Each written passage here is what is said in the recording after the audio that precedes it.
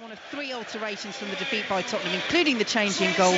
Webster is in for a Stupinian in the final change. Cameron Archer misses out for Sheffield United. He's got a calf issue, failed a late fitness test. Ollie McBurney back on the bench. Brereton Diaz hasn't made it though. So 2 changes from that victory over Luton by Chris Wilder. Osula in for Archer and Larouci replacing the injured Norrington Davis, who has had such a terrible time with injury this season. And Chris Wilder indeed mentioning in the programme notes that they hope that he will have a speedy recovery and wishing him all the best in that. Still really waiting to hear the severity of this latest hamstring injury. So it will be Brighton to get us underway. Sheffield United in the huddle. Huge this for Sheffield United in terms of building on that platform, and for Brighton just so up and down really in terms of the season, and with Roberto De Zerbi talking about his ambitions this week ultimately in his career to compete for the Premier League, Serie A, the Bundesliga, the Champions League. Sometimes they're brilliant under him and sometimes it just all seems to fall apart, particularly defensively. Well, these home games are going to become so important for Sheffield United, and it's one thing with Chris Wilder, it's what do you work on? Do you work on the defence? Do you work on the attack? They've got the worst defence in the league. They've conceded 60 goals. They've got the worst attack in the league. They've only scored 22. They've actually faced 88 shots in target in 12 home games, an average of 7.3. And I mean, you're not able to stay in the Premier League if you can't defend like that. 7.3 shots on target on your goal per game is almost unthinkable. Yeah, more than any other side in Premier League history in terms of an average at this stage. So how will Brighton test them today? They've lost possession from the kick-off. It's all the way back through with Wes Foderingham, who's waiting to take this goal kick for Sheffield United. And our referee, Stuart Atwell, over very, very quickly to have a word for Jack Robinson, the Sheffield United defender, maybe congratulating him on that 100th start and that nice trophy he's just received, or maybe not. But we are about to get underway again here on 5 Live. Luton against Manchester United to come at 4:30. All the focus for the next couple of hours here at Bramall Lane. Sheffield United's bid to do what seemed near impossible just a couple of games ago, and still seems like such a huge mountain to climb, as the ball is headed away at the back for Brighton by Lewis Dunk, collected by Sheffield United just outside the penalty area. Nice little 1-2 as Brighton get the bodies back, played to the edge of the box as Sheffield United look to start brightly. Good save by Verbruggen. It was the effort driven in on the far side by Jayden Bogle. And Sheffield United have won possession back. McAtee plays it just into the area. Harmer's up forward, and that will be allowed to run out by Brighton. But good start there by Sheffield United. That is exactly what Chris Wilder will want to see after a couple of really poor performances of late here at Bramall Lane. Well, he spoke about being defensively solid, but also offering a threat as well, and that was what they did there. They're playing with a back five, a really flat back five out of possession, but Bogle on that right-hand side. It was McAtee who had really good possession. He put Bogle in on an angle on the goalkeeper, about 12 yards out. Hits the shot across Verbruggen, who actually does really, really well. He doesn't put a full hand on the ball. He puts a half a hand on the ball to deflect the ball out of the danger area. Because if he puts a full hand on it, he puts it into danger and there's an opportunity for a rebound. It's a really good, well-worked save by the goalkeeper.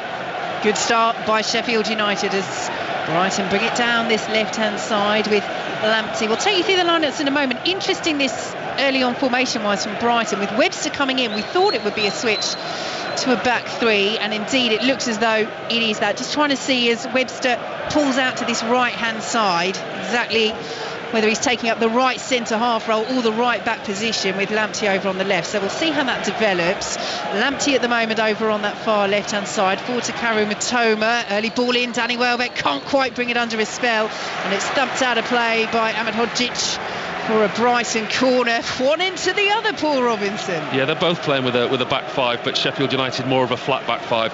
Brighton's more of a three. Van Hecke, Webster and Dunk are the back three.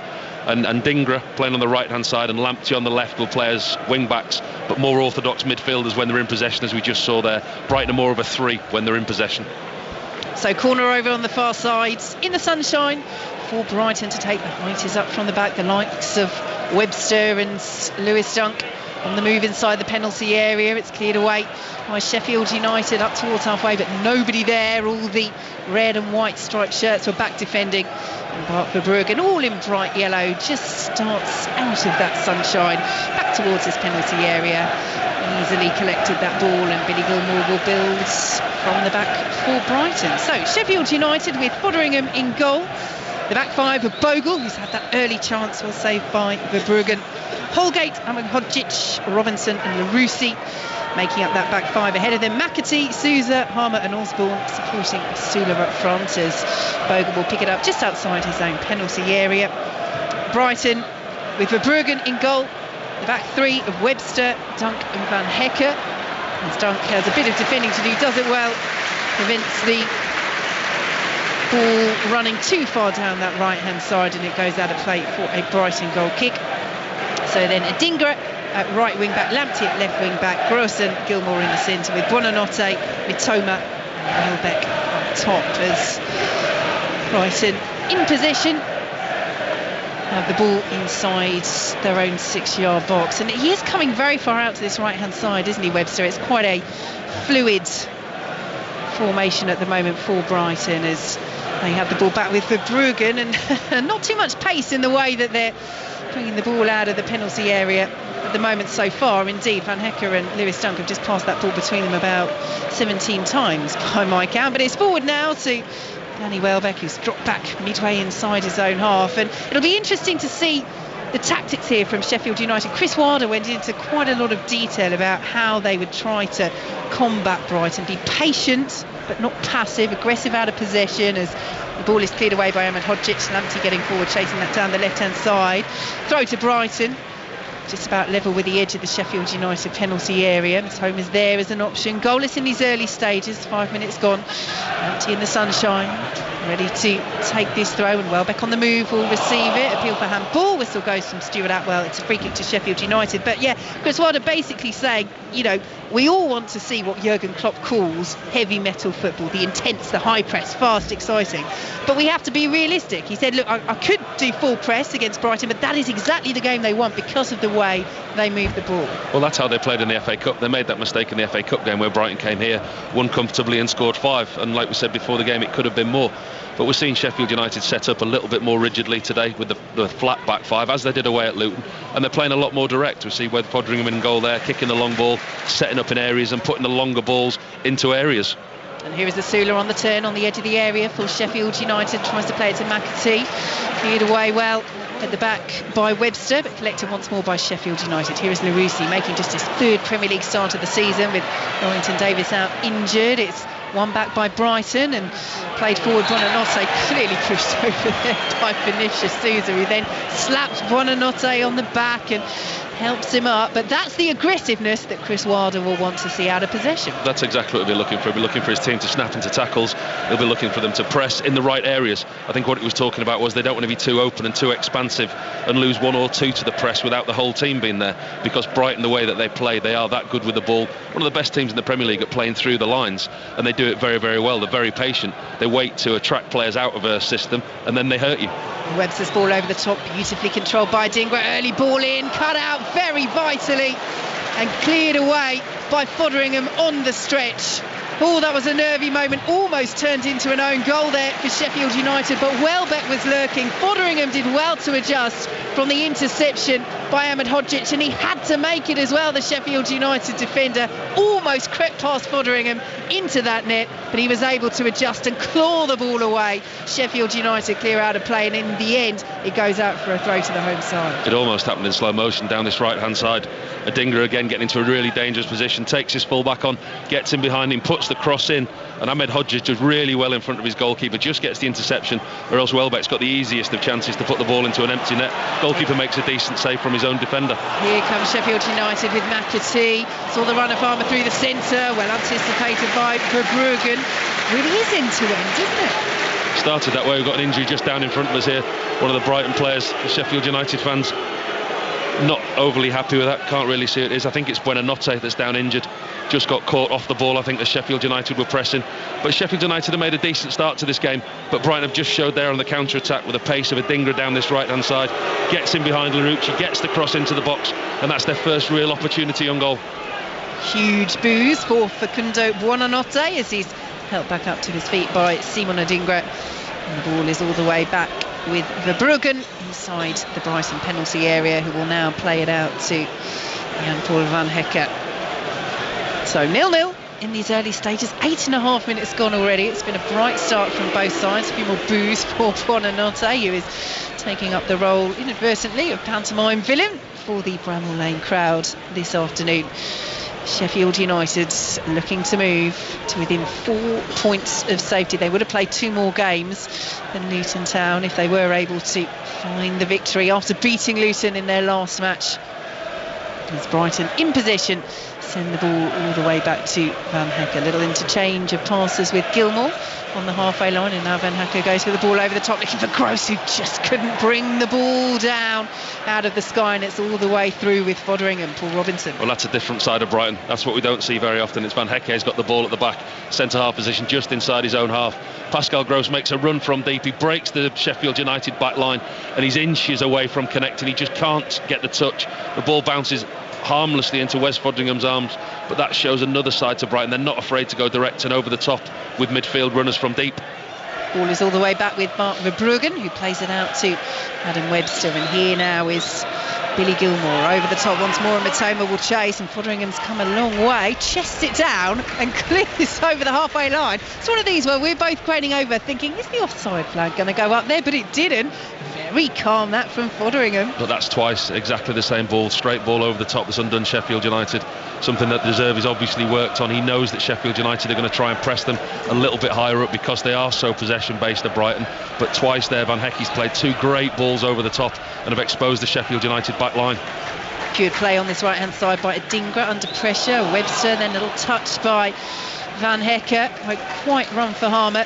And the ball is all the way back with Verbruggen. But noticeable as well that Gustavo Harmer, who's starting in that midfield for Sheffield United, is really pushing forward, almost to make a 2 with Willis Sula at times when Sheffield United are breaking forward. As Brighton in possession, once again, play it forward to Pascal Gross on this right-hand side, and back now to Van Hecke. It's Lamptey making the run to try and test that Sheffield United back 5, but just checked it. Van Hecke instead will send it out to the left-hand side, and Kaoru Mitoma hasn't scored for Brighton since all the way back in September. 18 games without a goal. It's gone over on the far side. The free kick has been given, and the card is out from referee Stuart Atwell. And it's shown to Mason Holgate, and Bramall Lane isn't too happy with that decision. Mitoma's still down on the far side. Yeah, Mitoma's hurt there. They're just coming together with the players now. 2 sets of players going head-to-head behind the referee's back here. He's going to have to be careful here, Stuart Atwell. He's got to get a hold of this. He's given a free kick. We've not seen the replays yet, but Mitoma felt that Holgate didn't quite get the ball. The Brighton players are going into the faces of Holgate. Atwell is now going to he's actually going over to the VAR screen. This looks like it could be serious foul play. So it's a tackle on Mitoma from Holgate, and the referee almost immediately, within 30 seconds, has been called over to the VAR screen to check for serious foul play. We could be seeing this yellow overturned to a red. This could be huge trouble. It will be. It's got to be. It's an awful tackle. It's a shocking challenge from Mason Holgate. It's knee high on Mitoma over on the far side, and as we say, Paul Robinson, it's unusual to see VAR intervene so quickly. It's got to be overturned. He's going to go straight red card for Mason Holgate inside the opening 12 minutes. What was he thinking? Well, the description that we all get from the referees, from the powers that be, are out of control, endangering an opponent, off the ground. Pick any one of those. That was all 3. It was an awful tackle, it really was. At this stage of the game as well, Mitoma's down the left-hand side. He's got covered, there's players around him. He's going nowhere, in all honesty. And Mason Holgate decides just to launch into him. And I think he's unfortunate because his left leg slips as he goes into the tackle, which makes it look a lot worse. But as you see it there on slow-mo, as you see it in the replay, he's got no complaints. I mean, that's a really bad tackle. But he shouldn't have put himself in that situation. It was completely needless. He only arrived on loan from relegation rivals Everton at the start of this month. He'd been at Southampton in the Championship for the first part of this campaign. Penny for Chris Wilder's thoughts stood down there now. Look at him. What can you do as a manager? You cannot legislate for your player making a decision like that. Mitoma, I mean, he's this is where the free kick's been taken from right now by Brighton. Swung into the penalty area, flicked towards goal. Sheffield United just about deal with it as Sula will clear away. Mitoma's up to his feet incidentally. He's ready to come back on. And we have to say, I mean, that's the key thing on all of this, that it wasn't a serious injury to Kaoru Mitoma. Could have been though. I mean, it was an awful tackle. He came right off the ground, endangered his opponent. But like you say, from Chris Wilder's point of view, 30 minutes in, everything that he's worked on, all the game plans that he's worked on, the defensive stability and how strong they wanted to be, he's lost one of his 3 centre-halves. Asula up front's cutting a very, very lonely figure already, and I think the longer this game goes, the more lonely he's going to be up there, because Sheffield United are going to spend a lot of this game defending, because Brighton are a possession-based team. It was just an awful tackle, a ridiculous decision at this stage in the game where it was on the pitch. Mitoma was going nowhere. So costly in this match, so costly potentially in Sheffield United's bid to do the miracle, to pull off the great escape. They've given themselves, as we've said already, you know, Chris Wilder talking in his programme notes, the platform that they had to build on, that victory over Luton last time out. And now he's got a problem with his goalkeeper. Or does he? Is this potentially Wes Foderingham just giving Sheffield United a little chance to regroup? Not that I would ever question the integrity of a goalkeeper with a former England man. Well, it's common sense. Everybody does it. I mean, when we played, we used to do it. I mean, in the World Cup in 2006 with Sven in charge, we need water breaks, and it was so hot, and the way that the team play, and if the manager wanted to get a message across to the team at certain times during the game, as a goalkeeper, you can almost use it to your advantage as a timeout, because you can't go off the field to play. You're the only one on the field that doesn't come off. And you see now more and more in the Premier League that as soon as there is an injury, the players are so well drilled to come around the manager, and both managers now have got both sets of players around them taking instructions. It's almost used as a timeout by managers. Players know what to do in these situations. And it's needed for Sheffield United. Every player bar Wes Foderingham over immediately to Chris Wilder, getting those instructions.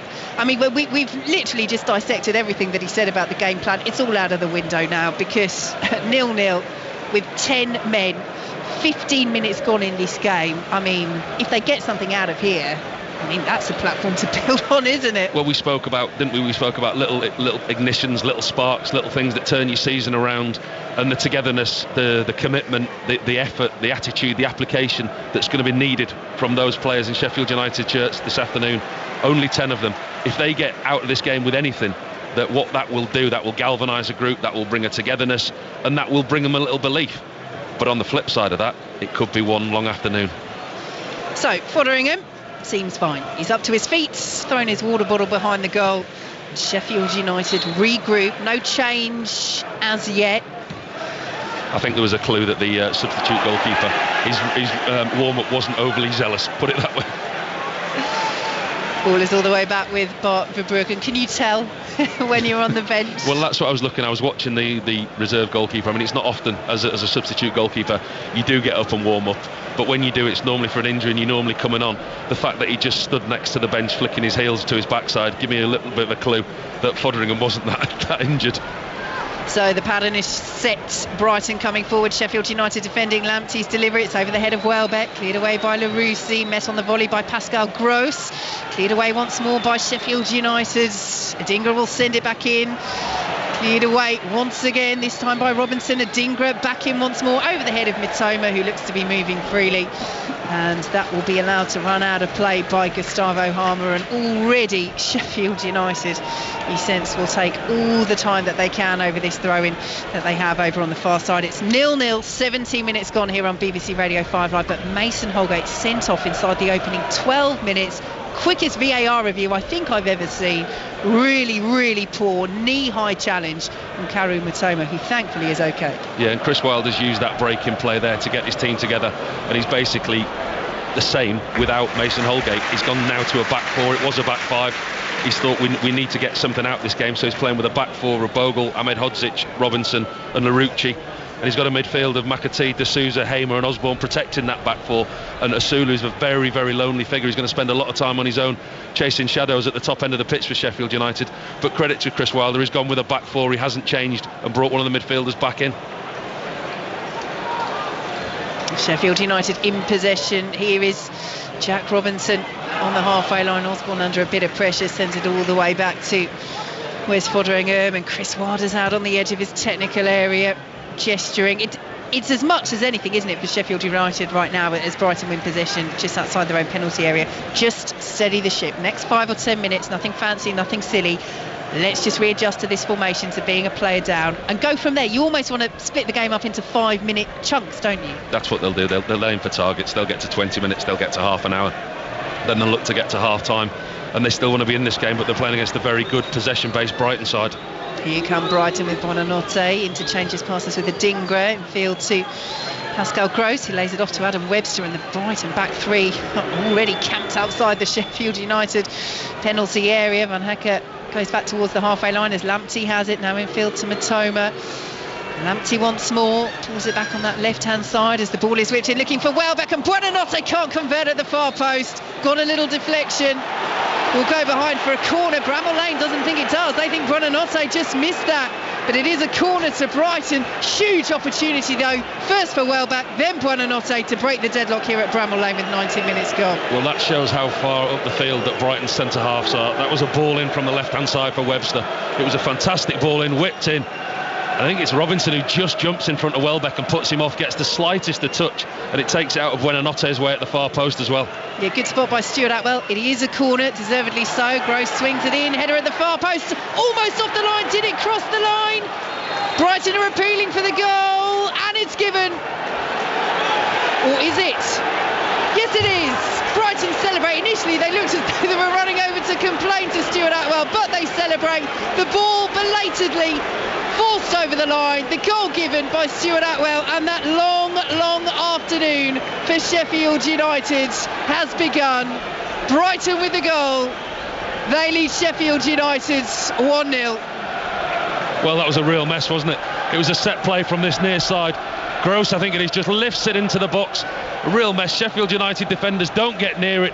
It comes back into the middle. It's Buonanotte, I think, who gets his head on it. It's headed back from the far post by Dunk. Back across the goal. There's three Sheffield United defenders on the line. Buonanotte gets there first, doesn't really get a good connection on it, kind of heads it into the ground, and it goes up into the roof of the net. And it's not what Sheffield United need at this time. That's a real mess defendingly. We talked about Sheffield United conceding goals, conceding too many goals, especially from set plays. It's a free header from Dunk. Buonanotte's unmarked, 3 yards from goal, left foot, roof of the net, 1-0 Brighton. And I tell you what, just having watched that replay back, he'll be mightily relieved, Adam Webster, that it crossed the line, because as it comes back out, Webster's about a yard out and he ends up heading it wide, stooping on his knees. But it did cross the line from Buonanotte. Osula on the goal line, couldn't keep it out, and Brighton have the advantage against 10 men Sheffield United. And Bramall Lane singing 1-0 to the referee. I mean, they can't complain about the red card for Mason Holgate. They felt it shouldn't have been a corner as Harmer into the penalty area at the other end. Oh, what a brilliant run, right across the face of goal. Got a deflection. Sheffield United corner, almost a fabulous response from the home side, and anything like that is going to get Bramall Lane right behind him. Brilliant work down that right-hand side. He's got to do better. He does so well, does Harmer. Gets himself and his team in a really dangerous position. Sits Webster down, sits Dunk down. 4 yards from goal, 1-on-1 with the goalkeeper, and he pulls his shot completely wide. It does get a deflection, but he should score. Corner to Sheffield United, swung in, and Verbruggen claims on his goal line. It's one of those as well where Osula's in the centre and he's screaming for it, and in the end I'm not sure whether Harmer is going for goal or trying to find Osula. Either way, got a deflection out for the corner. He's in a really good position, Harmer. Puts himself in a really dangerous position, 1-on-1 with the goalkeeper, and he just kind of skews his shot. It's neither a shot nor a cross. Does take a deflection, but those opportunities are going to be few and far between for Sheffield United. Here come Brighton down the other end. Lamptey to Matoma inside the area. Oh, is he pushed over there? Referee Stuart Atwell says no penalty. Bramall Lane furious. They felt there was a dive. Looked like there was a little push there on Matoma. Was it enough to send him tumbling? I don't think the referee was very brave there in front of the Sheffield United fans. Sheffield United looking to counter, but they've lost possession, and the ball is over the top from Welbeck, looking for Adingra all the way through to Foderingham. And Bramall Lane once again expresses its displeasure. But those two hands clearly in the back of Matoma. I mean, the referee was the wrong side. I'm not so sure that he will have seen the contact, and he won't have had enough of a clear view to be able to call whether there was a push or not. But from up here, it looked like there was 2 hands in the back of Mitoma, who did seem to go over pretty easy. But I think the referee in front of those Sheffield United fans did want a more difficult afternoon. Here goes Ahmed Hodzic on a brilliant run up from centre half, and that's what we've got to look for, isn't it? You know, Sheffield United players taking matters into their own hands. They trail by 1-0. Buonanotte from close range. They're down to 10. They have been since the 12th minute. Mason Holgate sent off for a really poor high challenge on Kaoru Mitoma. Completely needless in giving Sheffield United this huge proverbial mountain to climb. Brighton out to the right hand side. Here is Simon Adingra taking on Larousse towards the edge of the penalty area. Adingra once more, now pulls it back to Pascal Gross. Webster's up from the back down that right hand side. Back to Gross once more, who swings the ball in. Mitoma's there at the far post. Good save, Fotheringham well back into the roof of the net. 2-0 Brighton, and we haven't played 24 minutes. That man deficit is really starting to tell for Sheffield United. Are they heading for another heavy home defeat here at Bramall Lane? Brighton lead by 2-0. Again, it was another ball into the box by a centre-half. This time it's Adam Webster down this right-hand side. Floats the ball into the far post. Mitoma's completely unmarked. It's where Mason Holgate should have been. They've got that space there. Mitoma puts the ball back. It's a really good save by Wes Fotheringham down at his near post. There's nothing more he can do than pat it into the path of Danny Welbeck, who gets one of the easiest goals that he will score away from home. Hits through the ball, 4 yards out, into the roof of the Sheffield United net. 2-0 down, 10 men. If it wasn't a mountain, it's 2 mountains now. This is going to be a long afternoon for Sheffield United. Well, he scored in the 5-2 FA Cup win here last month for Brighton, Danny Welbeck. That was a late goal to rub salt into the wounds. And it looks like being another long afternoon for Chris Wilder's side. He's retreated towards his bench, deep in thought, deep in conversation. What can he do? Well, he's got Mason Holgate to thank for a stupid tackle, which has put his team in this position. After 12 minutes, he makes a challenge like that, which costs him his place on the field, costs his team all the work that Chris Wilder and his team have done from that fantastic win against Luton into today's game has all gone out the window in 12 minutes because of his stupid challenge. He's cost himself and his team. Huge roars around Bramall Lane as Sheffield United are given a free kick on this left-hand side. Harmer is over it, Osborne as well. And they are sending the players up from the back. Robinson's there. Ahmed Hodzic too as Harmer shocking. Unfortunately, really poor pass, too strong, won't be kept in, and it's straight out of play for a Brighton goal kick. And to be honest, I think Chris Wilder probably wishes the whistle would go now. I don't know why they did that. They've got a free kick over on this near side. They've loaded the box with the centre-halves, with the tall attacking midfielders. There's Osborne and there's Hamer on the ball. Osborne runs over it and he goes to make a run wide, normally like a dummy run. Hamer then tries to find him and the ball just runs out for a goal kick. And they've got all the centre-halves and all the attacking players in the middle. They're not going to get that many opportunities. To waste an opportunity like that to put the ball in the box is almost criminal. Here is Van Hecker. Brighton leading by 2-0 against Sheffield United, who have been down to 10 since the 12th minute. Mitoma is on the move once again. Early ball in, looking for Welbeck. It's over his head, met by Adingra, who volleys over. There was half a shout for handball there from Brighton against Larousse.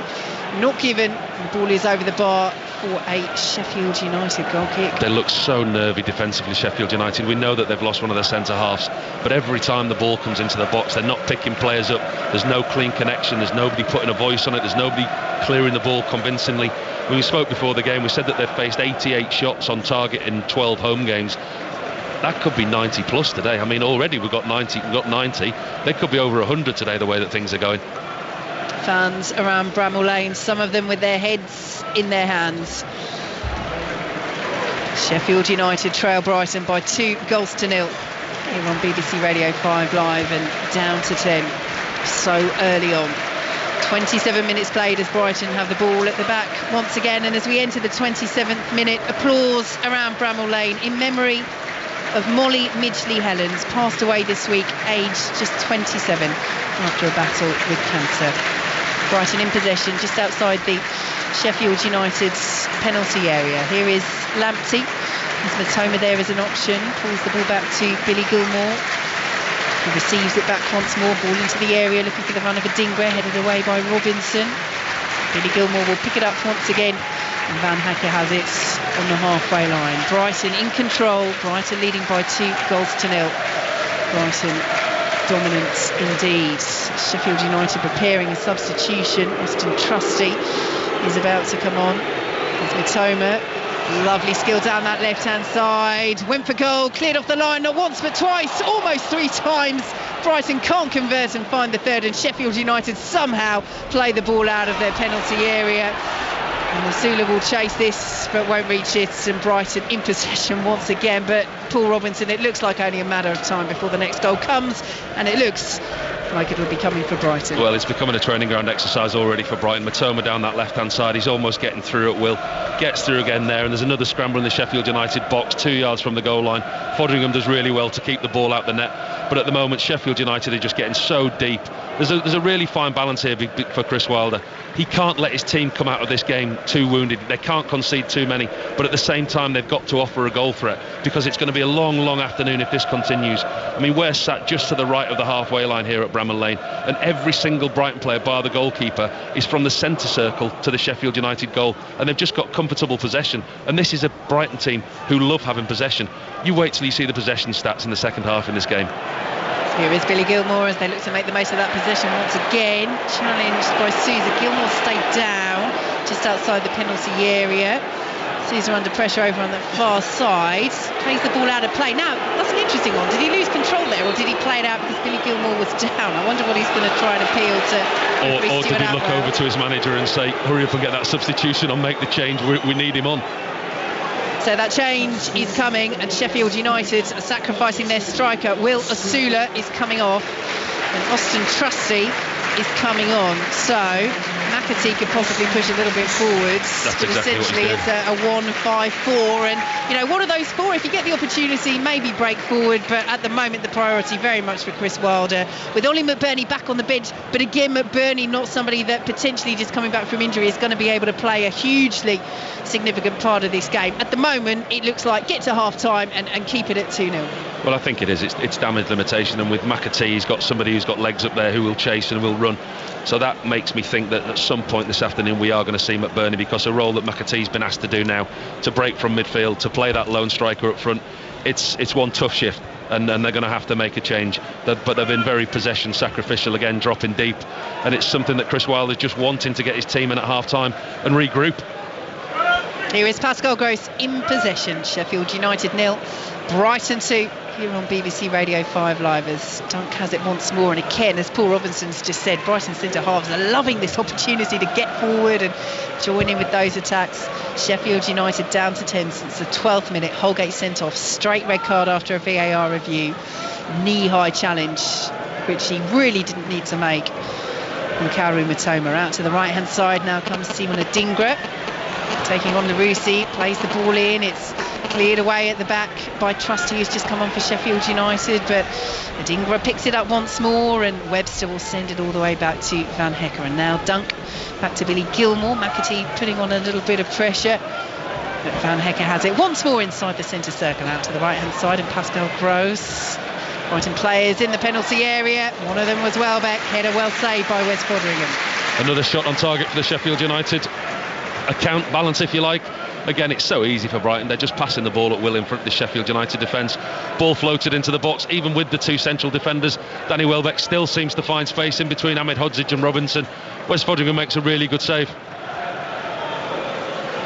Long ball over the top from Foderingham, cleared away by Adam Webster, nodded forward by Pascal Gross. Here is Vinicius Sousa, all the way back to Austin Trusty. So Sheffield United have reverted to this back five as they play the ball over the top, looking for the run of Harmer. Nice layoff to McAtee, and now Larousse pursued by Pascal Gross midway through the Brighton half. Sheffield United playing from right to left in their red and white striped shirts, the black shorts and the black socks. Brighton in their change strip, the green and black striped shirts, the white shorts and the white socks, as the whistle goes, and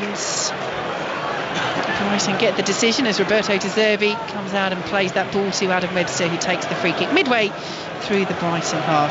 Hope he didn't step on the pitch like Carlos Corberán did on Friday night. Was that one of the strangest red cards you've ever seen? Yeah, I'll have to watch that high line just in front of him, Roberto De Zerbi. It's been a busy afternoon so far for Stuart Atwell. He'll probably thank the managers not giving him more to do. Red card inside 12 minutes for Mason Holgate. Sheffield United down to 10 and trailing 2-0. It could be 3 as the ball is swung into the area. Matoma won't reach it though for Brighton. They've won it back on the edge of the box. Sheffield United win it back themselves with Robinson, and Bogle will clear it up towards halfway, but that's meat and drink for Lewis Dunk. McAtee, the isolated figure, stepping up from midfield for Sheffield United, and Dunk squares it easily to Webster. Now in field to Pascal Gross as Brighton move inexorably once more towards that Sheffield United penalty area. Lamptey has it on the left-hand side, taking on Bogle as the sunshine comes out once again, but it won't brighten the mood inside Bramall Lane. As Matoma swings the ball into the area, Adingra was there, it's headed away by Trusty. Adingra will allow the ball to roll for a throw to Brighton, who are utterly dominant with the man advantage and 2 goals up. Listen, it was always going to be a tough ask for Sheffield United today, but it's been made a whole lot harder. We talk about Brighton, the possession teams. When I spoke about possession earlier, I put my app on and looked about the possession stats. It started off that Brighton were having 77% possession. It's now clicked up into the low 80s. That's just to give you an idea of the flow of this game. Said to you where sat to the right in the Sheffield United half. Very, very rarely do they even get out of their own half, let alone past us.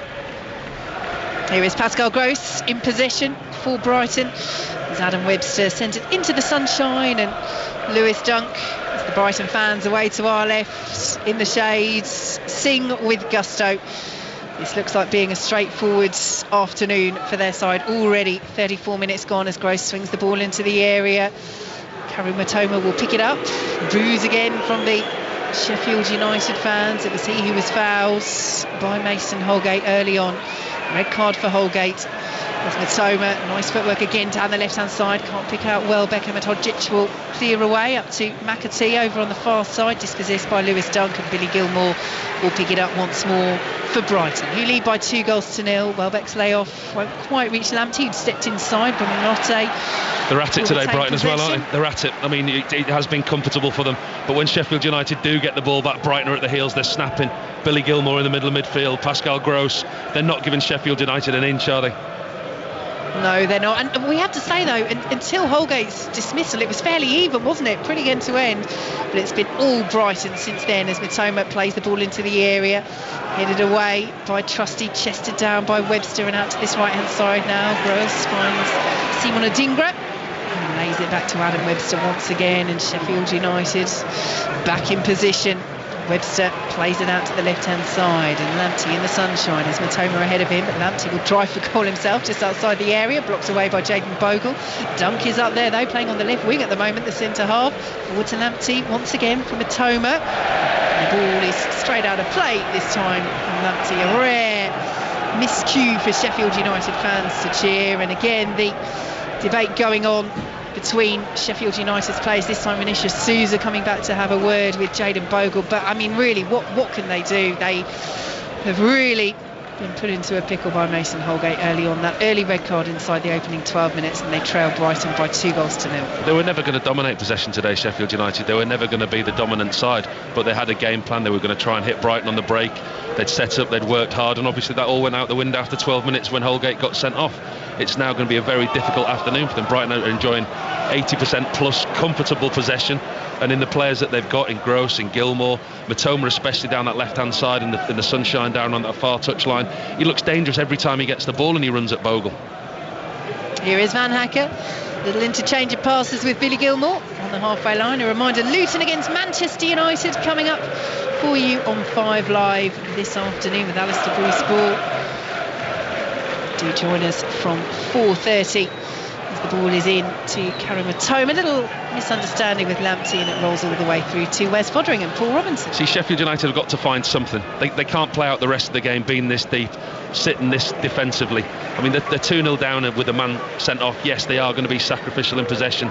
Yes, they are going to be less dominant than they wanted to be. But they don't want to get badly beaten, as they did in the FA Cup here, but at the same time they want to take something from this game, and they want to try and get something in this game. As longer it stays 2-0, they've got an opportunity, they've got a set play, they've got a counter-attack, but they can't be sitting as deep as they are doing.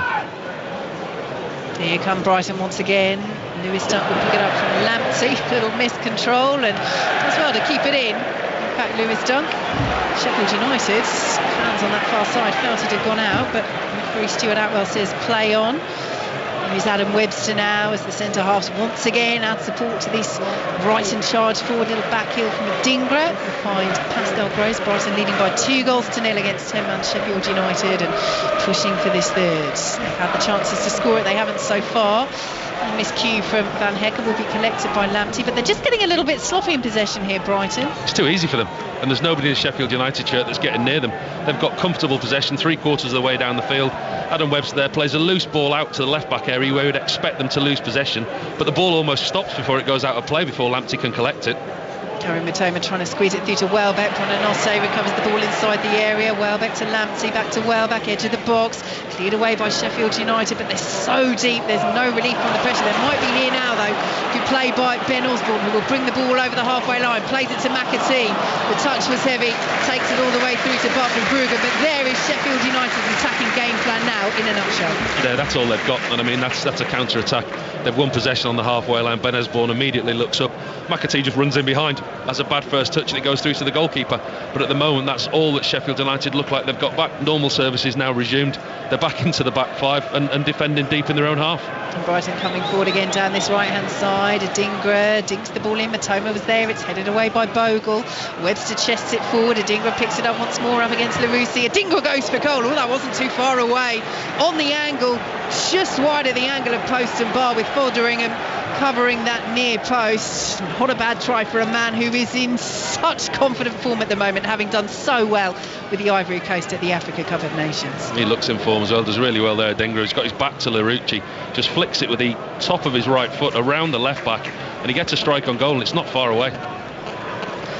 So Brighton still leading by 2-0. 6 minutes plus added time to go in this first half. Makes it 62 goals, incidentally, that Sheffield United have conceded in the Premier League this season. That is the most ever by a side in their first 25 matches of a campaign in the competition. And yes, of course, there are extenuating circumstances today. Holgate sent off after 12 minutes, but looks as though it could be another heavy afternoon in that regard for Sheffield United as they win the ball outside their own penalty area and play it forward with Sousa. And 33 of those goals have now come at Bramall Lane. So you can imagine what it's like to be a Sheffield United fan watching your team here. 33 goals conceded here at home, a league high. And it might be more as Brighton come forward once again. Mitoma, Welbeck, nice little 1-2. Mitoma couldn't take it in his stride, and it's hacked clear by Austin Trusty, brought down by Gilmore. But yes, you can hear, I'm sure, the silence around Bramall Lane. Shell shocks after that early red card and this start from their side. As Adingra picks it up, Billy Gilmore lays it off to Lewis Dunk, forward now to Matoma. Little 1-2 with Dunk out to the left-hand side, and Lamptey in the sunshine. 1-2 once again. Lamptey's delivery in. Welbeck's there. The header is over the bar. It is all Brighton. Flag is up on this near side. Gone behind anyway. Again, Rye cheers from Bramall Lane as the decision goes their way. Yeah, the Sheffield United fans, they're not overly endowed with the officiating this afternoon, but I'm sure when they get home and they're sat at home tonight with a cup of tea watching Match of the Day 2 and they see that tackle from Mason Holgate, I'm sure they'll realise that the referee's probably got that one very right. Yep, 10:30, BBC One. Luton against Manchester United to come up on 5 Live here from 4:30. Brighton leading by 2-0 here at Bramall Lane. Sheffield United's down to 10 early on as Adam Webster has the throw. Sends it all the way back to Jan-Paul van Hekken. But I think the frustration as well for Chris Wilder, amongst multiple things, will be this was an opportunity against a Brighton side who have struggled away from home, winless in their last 6 away games in the Premier League. They play it forward inside the penalty area to Danny Welbeck, plays it out to the right-hand side, and Simon Adingra. Gross will play it back to Webster, and now Van Hekken just outside the centre circle, and again Brighton really pushing up. All cleared away by the head of Larousse before it can reach Adingra. Brighton have it back on this right-hand side of Pascal Gross. Adingra with a little back heel. Sousa comes and takes charge for Sheffield United. Ben Osborne will head it forward, but he's crowded out of it. Webster gets there. Sousa has it though. Palmer had made the run through the centre that time. Sousa delayed the pass. Larousse will send it forward to McAtee down this left-hand side, taking on Van Hekken. He's done well. Harmer's in the centre. Blocked by Van Hekken. Goes behind Sheffield United corner. This is where they to try and take advantage if they are to give themselves a sliver of hope of getting something out of this game. He does really well there, McAtee, and that's exactly why he's been put in that role. He's a willing runner. He gets the wrong side of Van Hecke and he wins his side of corner, and these situations are going to be absolutely vital for the Sheffield United side for the rest of the afternoon. No surprise, they're sending the height up from the back. Sousa's up from midfield as well as the corner is swung into the far post, headed back across goal. Brighton making immense of it, they've scrambled it in. Sheffield United do have a goal back, and Ben Osborne might have his celebrations cut short here now. Referee Stuart Atwell is coming over to talk to Bart Verbruggen, the Brighton goalkeeper. Brighton have the ball inside the penalty area. VAR will have a look at this, but the on-field decision looks as though this goal has been ruled out as Sheffield United move towards the halfway line. He's offside. It's a corner to the far post. I think it's Ahmed Hodzic who wins the header, the initial header at the far post. Osborne's in and around the goalkeeper. The ball comes back across. I think it touches De Souza's arm, comes off a Brighton player, but there's Osborne stood in an offside position in front of the goalkeeper. What VAR are trying to decipher is who gets the last touch.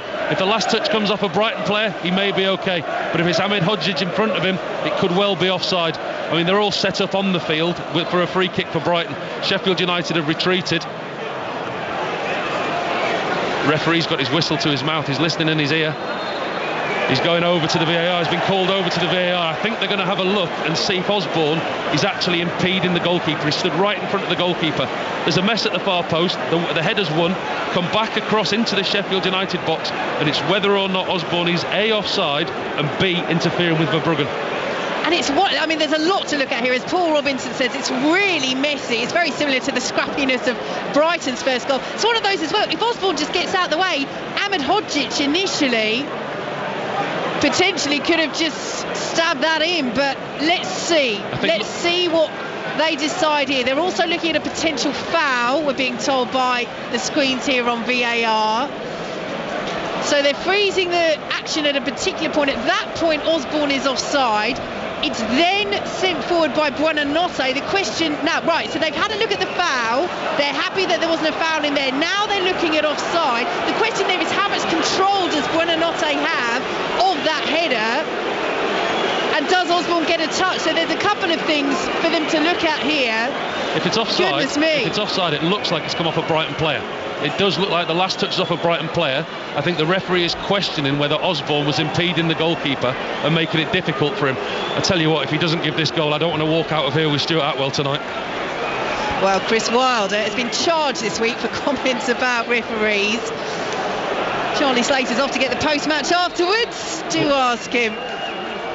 So, Stuart Atwell is moving back towards the penalty area, and the decision is given as offside. It will be ruled out, this goal. Ben Osborne deemed to be in an offside position, either interfering with play or getting the final touch as Ahmed Hodzic sent it forward.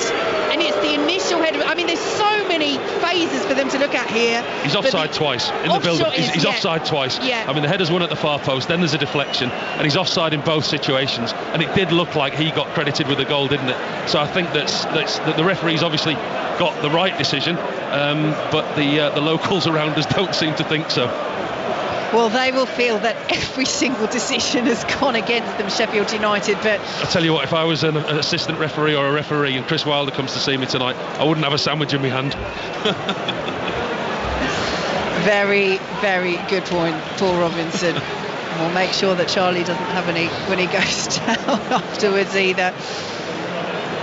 So it stays 2-0 to Brighton. They're in possession just inside the Sheffield United half. The goal ruled out for an offside against Ben Osborne. That potential lifeline snatched away from Sheffield United right on the stroke of half-time. But that gives them hope. That shows them, as long as this game's still 2-0, don't be that sacrificial in possession.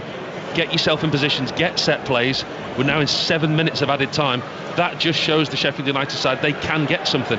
But they have to try and get it to half-time at 2-0 down to 10 men as Gross plays the ball into the area for Brighton, looking towards Lamptey. Header is won by Jayden Bogle, who should be able to clear up towards halfway, and does so. Ball goes out of play for a throw to Brighton. over on that far side. Well, what a dramatic half it's been here on BBC Radio 5 Live. Red card inside the opening 12 minutes for Mason Holgate.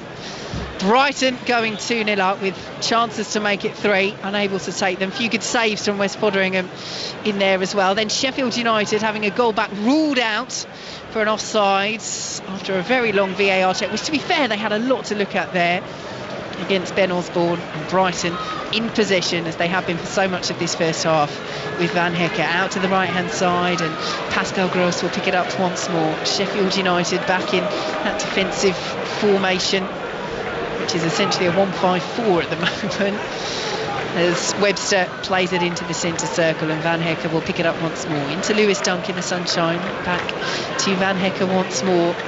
Forward now to Pascal Gross. Dingra making the run down this right hand side up against Larousse. Dingra into the penalty area, whips the ball across, and it's cleared behind at that near post by Austin Trusty for a Brighton corner. And Sheffield United, having seen a goal ruled out at the other end, have to hold firm here and get to half time at 2-0 down. Vitally important they get to half time with this scoreline. They've given the manager something to put into his team talk. They've had that goal disallowed, rightfully so, when we got to the end decision, but they are out of possession. We know Brighton are going to have a lot of the possession, but they've just given their manager something there to build on at half time. I mean, I think we've got another 3 minutes of injury time still to go. If they can get to half time now, his team talk maybe just takes on a little bit of a different twist with the fact that they've shown they can get into this game. Former England goalkeeper Paul Robinson with us here on 5 Live. More to do for Stuart Atwell inside the penalty area. A little bit of pushing and shoving. He's calling Austin Trusty and Paul Van Hecker over to him and having a little word as Van Hecker returns to that vertical line of Brighton players. 4 of them standing on the penalty spot as Pascal Gross swings it into the far post, and the header is tipped over by Foderingham. Good save behind for another corner. Well, that's a really good header. It's just a really simple set play from this right-hand side. Pascal Gross out swinging corner. Dunk, I think, is it Webster gets the header. Heads from 12 yards out. It's Dunk, Lewis Dunk gets under the ball.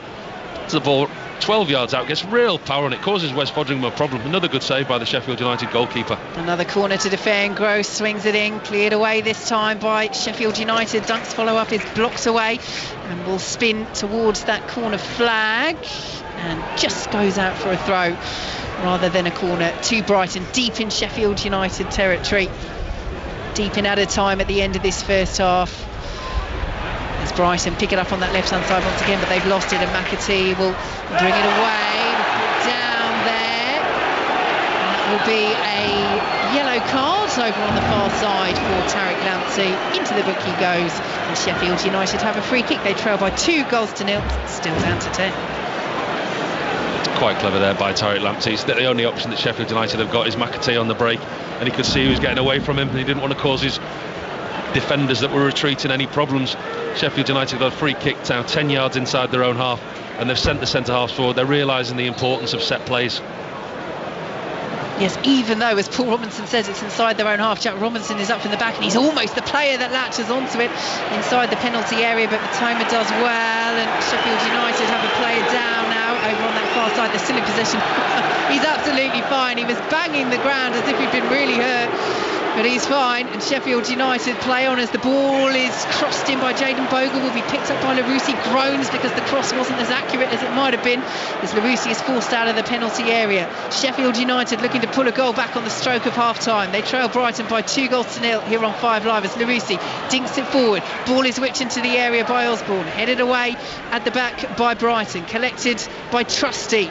Sheffield United do still commit the bodies forward. They know there's seconds to go until this half-time whistle. They know how key it could be to get a goal back in this game as the ball is out to the right-hand side. Well controlled by James McAtee. Right-hand side of the penalty area. Down to the byline.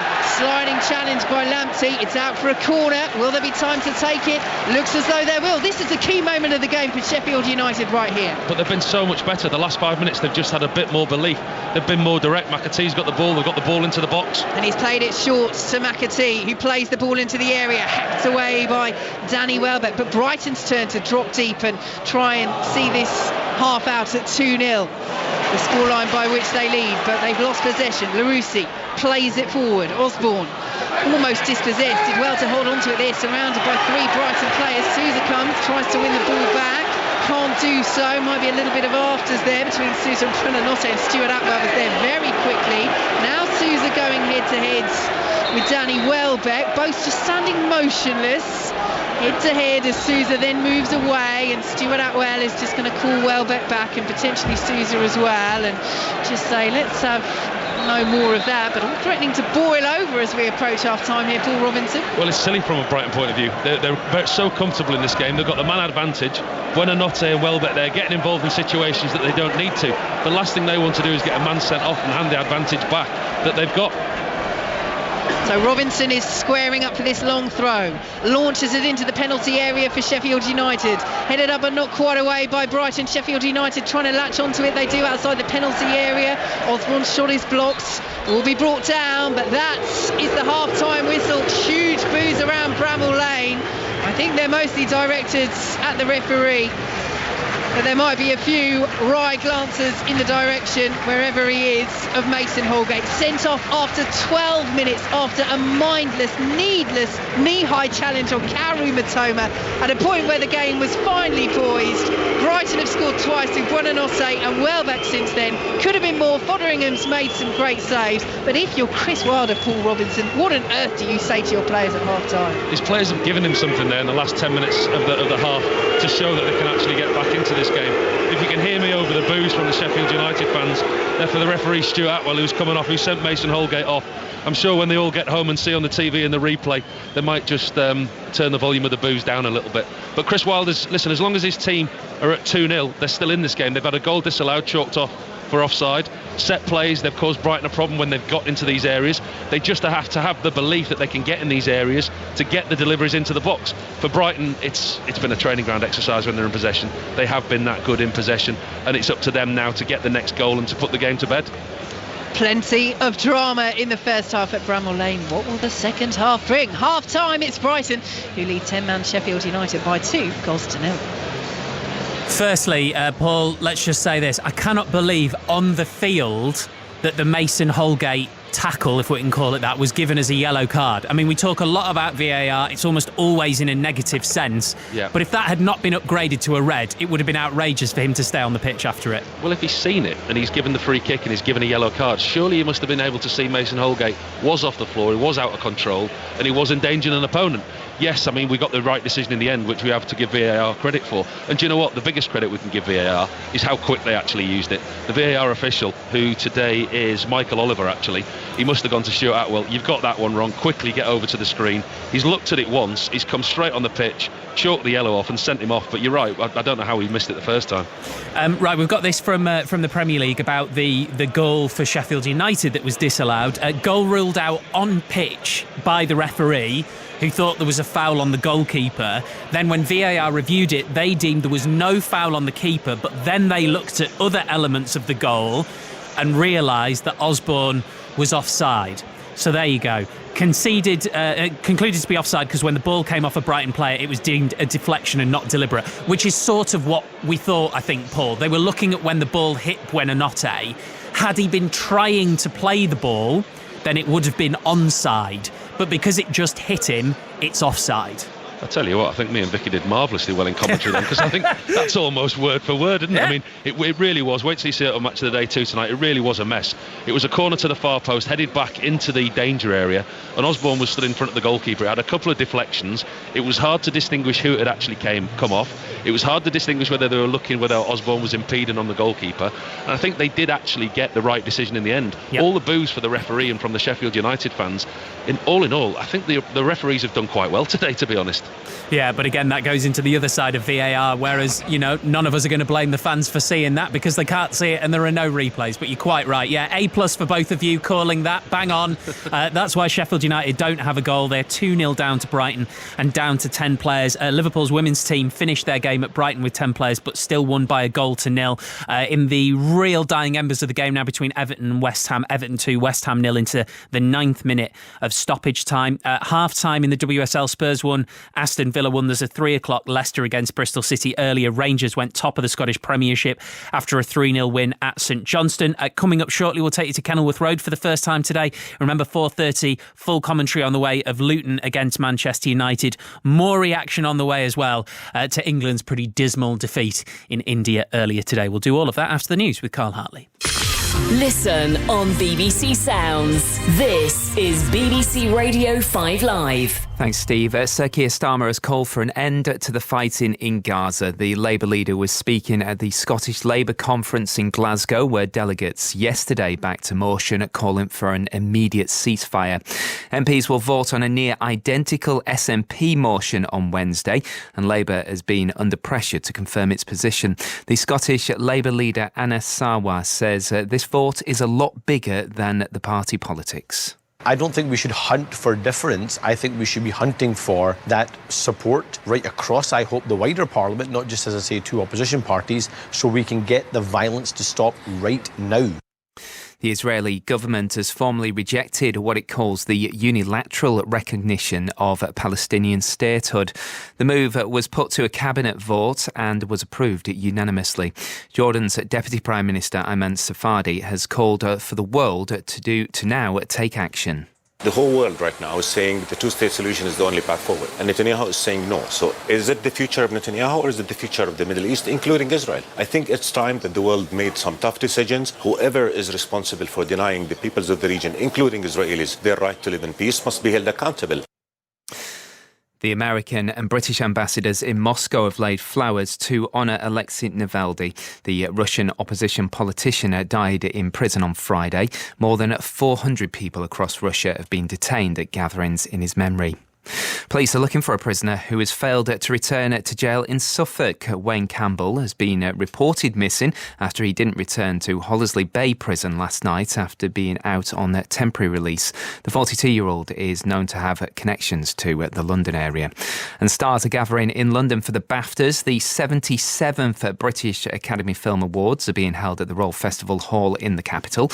Leading the nominations is Oppenheimer, up for 13 categories. Exciting times, Ellis. Oh, is it? Well, our brand new podcast is here with 2 releases every week. Even more groundbreaking features, scintillating chat and anecdotal gold that'll blow your socks off. Ellis, we are the pioneers of digital Britain, grasping the opportunity to redefine the audio landscape through powerful, impactful, dynamic conversation. You and I will inspire the next generation of free thinkers. What are your aims and aspirations for this new dawn? I'll try to arrive on time and not eat manguane. You know what? I'll take that. The Ellis James and John Robbins podcast, out on Tuesdays and Fridays. Listen on BBC Sounds. This is 5 Live Sport with Steve Crossman. On 5 Live. Listen on BBC Sounds. Yeah, do go listen to Ellis James and John Robbins because they are absolutely brilliant. We are going to be back at Bramall Lane for second half commentary via Kenilworth Road ahead of Luton Town against Manchester United, which we're bringing you in full at 4:30. Let's do the cricket first. England suffering a heavy defeat to India on the 4th day of the 3rd test in Rajkot. India won by 434 runs in the end. They bowled England out for 122 to take a 2-1 lead in the series. Here's the England captain, Ben Stokes. I think you look at, when you lose, early wickets in a chase, it's, theatre that, bowling on a last innings can give, especially to India, who've got some quality spinners in their line. They're then able to put a lot of men round the bat. All of a sudden the ball starts spinning and bouncing out of nowhere. I've played 100 test matches. I've seen it happen many a times where it's like, where's this come from? But that just, comes from being on top of the game, being able to apply pressure with loads of men around the bat, which is something that, we weren't able to do too consistently because of how well that India played.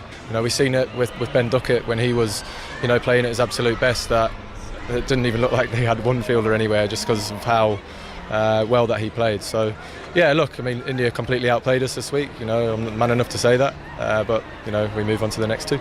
You mentioned Ben's innings. After the way that he played on the second evening, it felt like you had a real chance to take control of the game yesterday morning. Did you feel like that? Personally, losing the wickets, just before the break the opportunity that I saw was just to absorb that pressure, get through to that break, and then, to be honest, when I walked out in that after the break, I said to the group last night, I said, I've got an unbelievable belief in myself and my ability as a cricketer to be able to change a game within a session. I took it upon myself there that I'm going to be the one and to try and do that. I wanted us to get up to India's score as quickly as he possibly could, and I felt like that I could be the person to do that. This didn't just peter out to a boring draw. It's obviously not ended that way. We've ended the wrong end of the stick, but it's something that I won't look back on with any regrets. We did it with our best intentions, and sometimes your execution isn't exactly how you want it to be, and it can be your downfall, but so be it. England captain Ben Stokes with the BBC's Stefan Schemmelt. Michael Vaughan and Phil Tufnell are on the TMS podcast with correspondent Jonathan Agnew. That'll be available shortly. Vaughan says he could never see England ever getting close to chasing 5-5-7 to win. Well, I didn't expect England to get anywhere near the target. I didn't think England were going to put up too much of a show in the second innings because of the conditions. It always gets harder and harder. We know that in India. The conditions that you are asked about second in, that days 4 and 5 the pitch will deteriorate. There'll be more spin, there'll be a bit more in terms of low bounce, uneven bounce, a bit more reverse swing. We didn't even get to the reverse swing because that wasn't required, but England lost this game yesterday. I'm not that angry and with the second innings batting display because it's difficult, and you could see that they were frazzled. You could see that partnership, wonderful partnership between Khan and Jaiswal just bamboozled England and gave them a bit of their own medicine, if you like. But it was yesterday, I guess, that they lost the game. They just played with no sense, no common sense.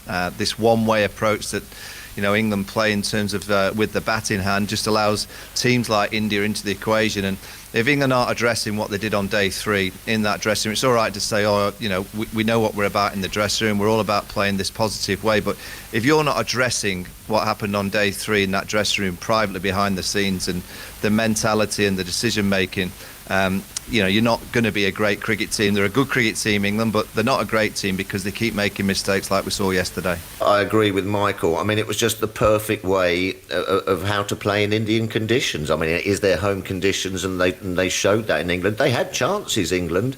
And again, I agree with Michael. You've got to now look at how India played and take a leaf out of their book. As you say, you can't just go about it one way and just think about what we're doing and everything. 30 for 3, England had them. And then Jadeja came in and sort of dropped anchor and got themselves back into the test match. Not by, smashing fours and, dancing down the track. He wore England down there, and they took that opportunity to then put pressure on England, wear them down in the field, and that's what happened the other day.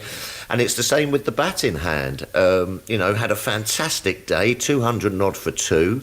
And that was the opportunity just to wear down that India team who looked a little bit frazzled themselves. And then, you stand in the field, you watch the ball going all round the park, and it affects you when you come out with bat in hand. And, I saw that coming, I'm afraid. Phil Tufnell and Michael Vaughan, their TMS podcast will be out very, very shortly. We'll tell you as soon as it is. We'll be back at Bramall Lane shortly for second half commentary. Sheffield United trailing Brighton by 2-0, and they've lost Mason Holgate to an absolutely awful challenge inside the first few minutes. That looks like being good news for Luton Town, are at home to Manchester United at 4:30. Full commentary on the way. That's where we find Ali Bruce Ball. Good afternoon. Hi, Steve. We're basking in some beautiful Bedfordshire sunshine at Kenilworth Road this afternoon. I'm slightly annoyed I've not brought a baseball cap or sunglasses because it's streaming in over the roof of the main stand, and it's making vision slightly tricky, but I think by the time we kick off we'll be okay. You at the moment see more of Manchester United than John Southall sees of Crystal Palace, and that is saying something. That is saying something. I was just thinking that on the way here, Steve. So we've done on Five Live's Premier League Sunday their last 3 games, haven't we? And we saw them beat West Ham at Old Trafford a couple of weeks ago. They were very impressive. I thought they were slightly less impressive last week, and Scott McTominay, who comes up with so many big goals for them, got them the winner at the end of the game. And here they come today off the back of 3 straight Premier League wins, chasing a place in the top 4, 6 points behind Tottenham, who lost yesterday. So win this today and they're only 3 points behind them. I did enjoy your conversation earlier, actually, Steve, with Phil Jagielka in particular, about the sort of peculiarities of playing at Kenilworth Road and what it's like and how it can be a shock to the system. And I think particularly you look at this Manchester United squad at times, and I wouldn't necessarily say in the last couple of weeks, they are a squad made up of players who sometimes get questioned for not being able to roll their sleeves up and get stuck in, when things aren't quite in their favour. So another really interesting challenge for them today. And Rob Edwards, I was reading a piece with him in the week where he says he looks at the Premier League table and he gets all his analysts to do this as well, and he gives Everton their 10 points back. So they start today 1 point above Everton in the actual Premier League table, but Rob Edwards doesn't look at it like that and doesn't let his players look at it like that. He thinks they start today in the bottom three. Ali, thank you very much indeed. So full commentary coming your way from Kenilworth Road at 4:30, Luton versus Manchester United. We will really start ramping the build-up up once we're done at Bramall Lane. We've got an interview coming your way with Elijah Adebayo before kick-off in that one. And presumably some reaction from whatever happens in the game in the second half between Sheffield United and Brighton. Brighton 2-0 up at half-time. Elsewhere it finished St Johnstone 0, Rangers 3. So Rangers have gone top of the Scottish Premiership. Full times in the Women's Super League. Brighton 0, Liverpool 1. And it has now finished Everton 2, West Ham 0. Into the second half in the game between Spurs and Aston Villa. That one is still level at 1-1. And they've just got underway in the game between Leicester City and Bristol City. That one is level at 0-0. Right, let's get you back to Bramall Lane then. A huge uphill task for bottom of the table Sheffield United. Paul Robinson is there for us alongside Vicky Sparks. Thanks very much, Steve. Absolutely, and then some. Down to 10 men after just 13 minutes of this game. Mason Holgate sent off for that challenge on Karu Mitoma. 2-0 down as they're about to get us underway in this second half. And Brighton, with the luxury of making a couple of changes at half-time. Tariq Lamptey and Adam Webster have gone off. Igor Julio, who missed the last match with injury, and Jakob Murder are on. So Sheffield United's playing in the red and white striped shirts, the black shorts and the black socks. Get us underway. Kicking from left to right as the ball is up towards Jayden Bogle. Here is James McAtee. Nice little move to find Bogle once again.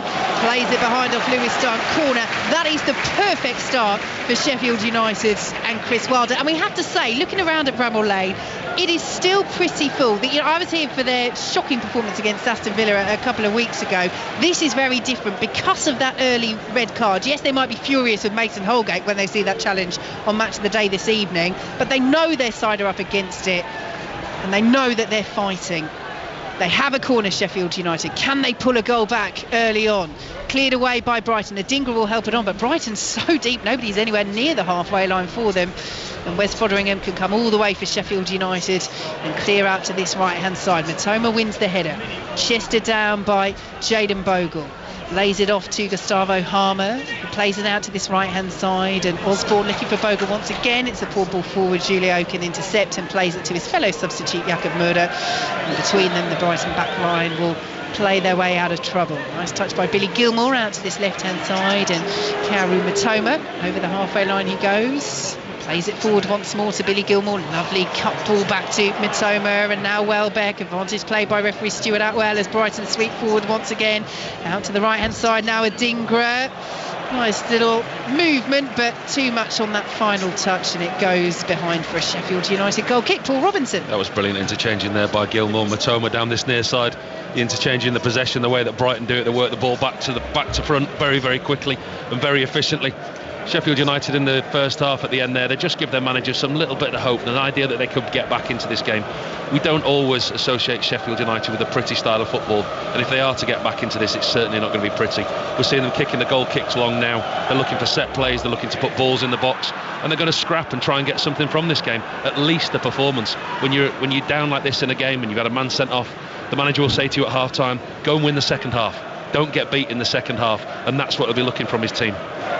Brighton in possession just inside their own half. So out of possession, Sheffield United playing this back five and then almost a diamond in midfield with McAtee at the top of that. We'll take you through the full lineups in a moment. In fact, let's do that now because Brighton's still moving the ball around. So Foderingham in goal for Sheffield United.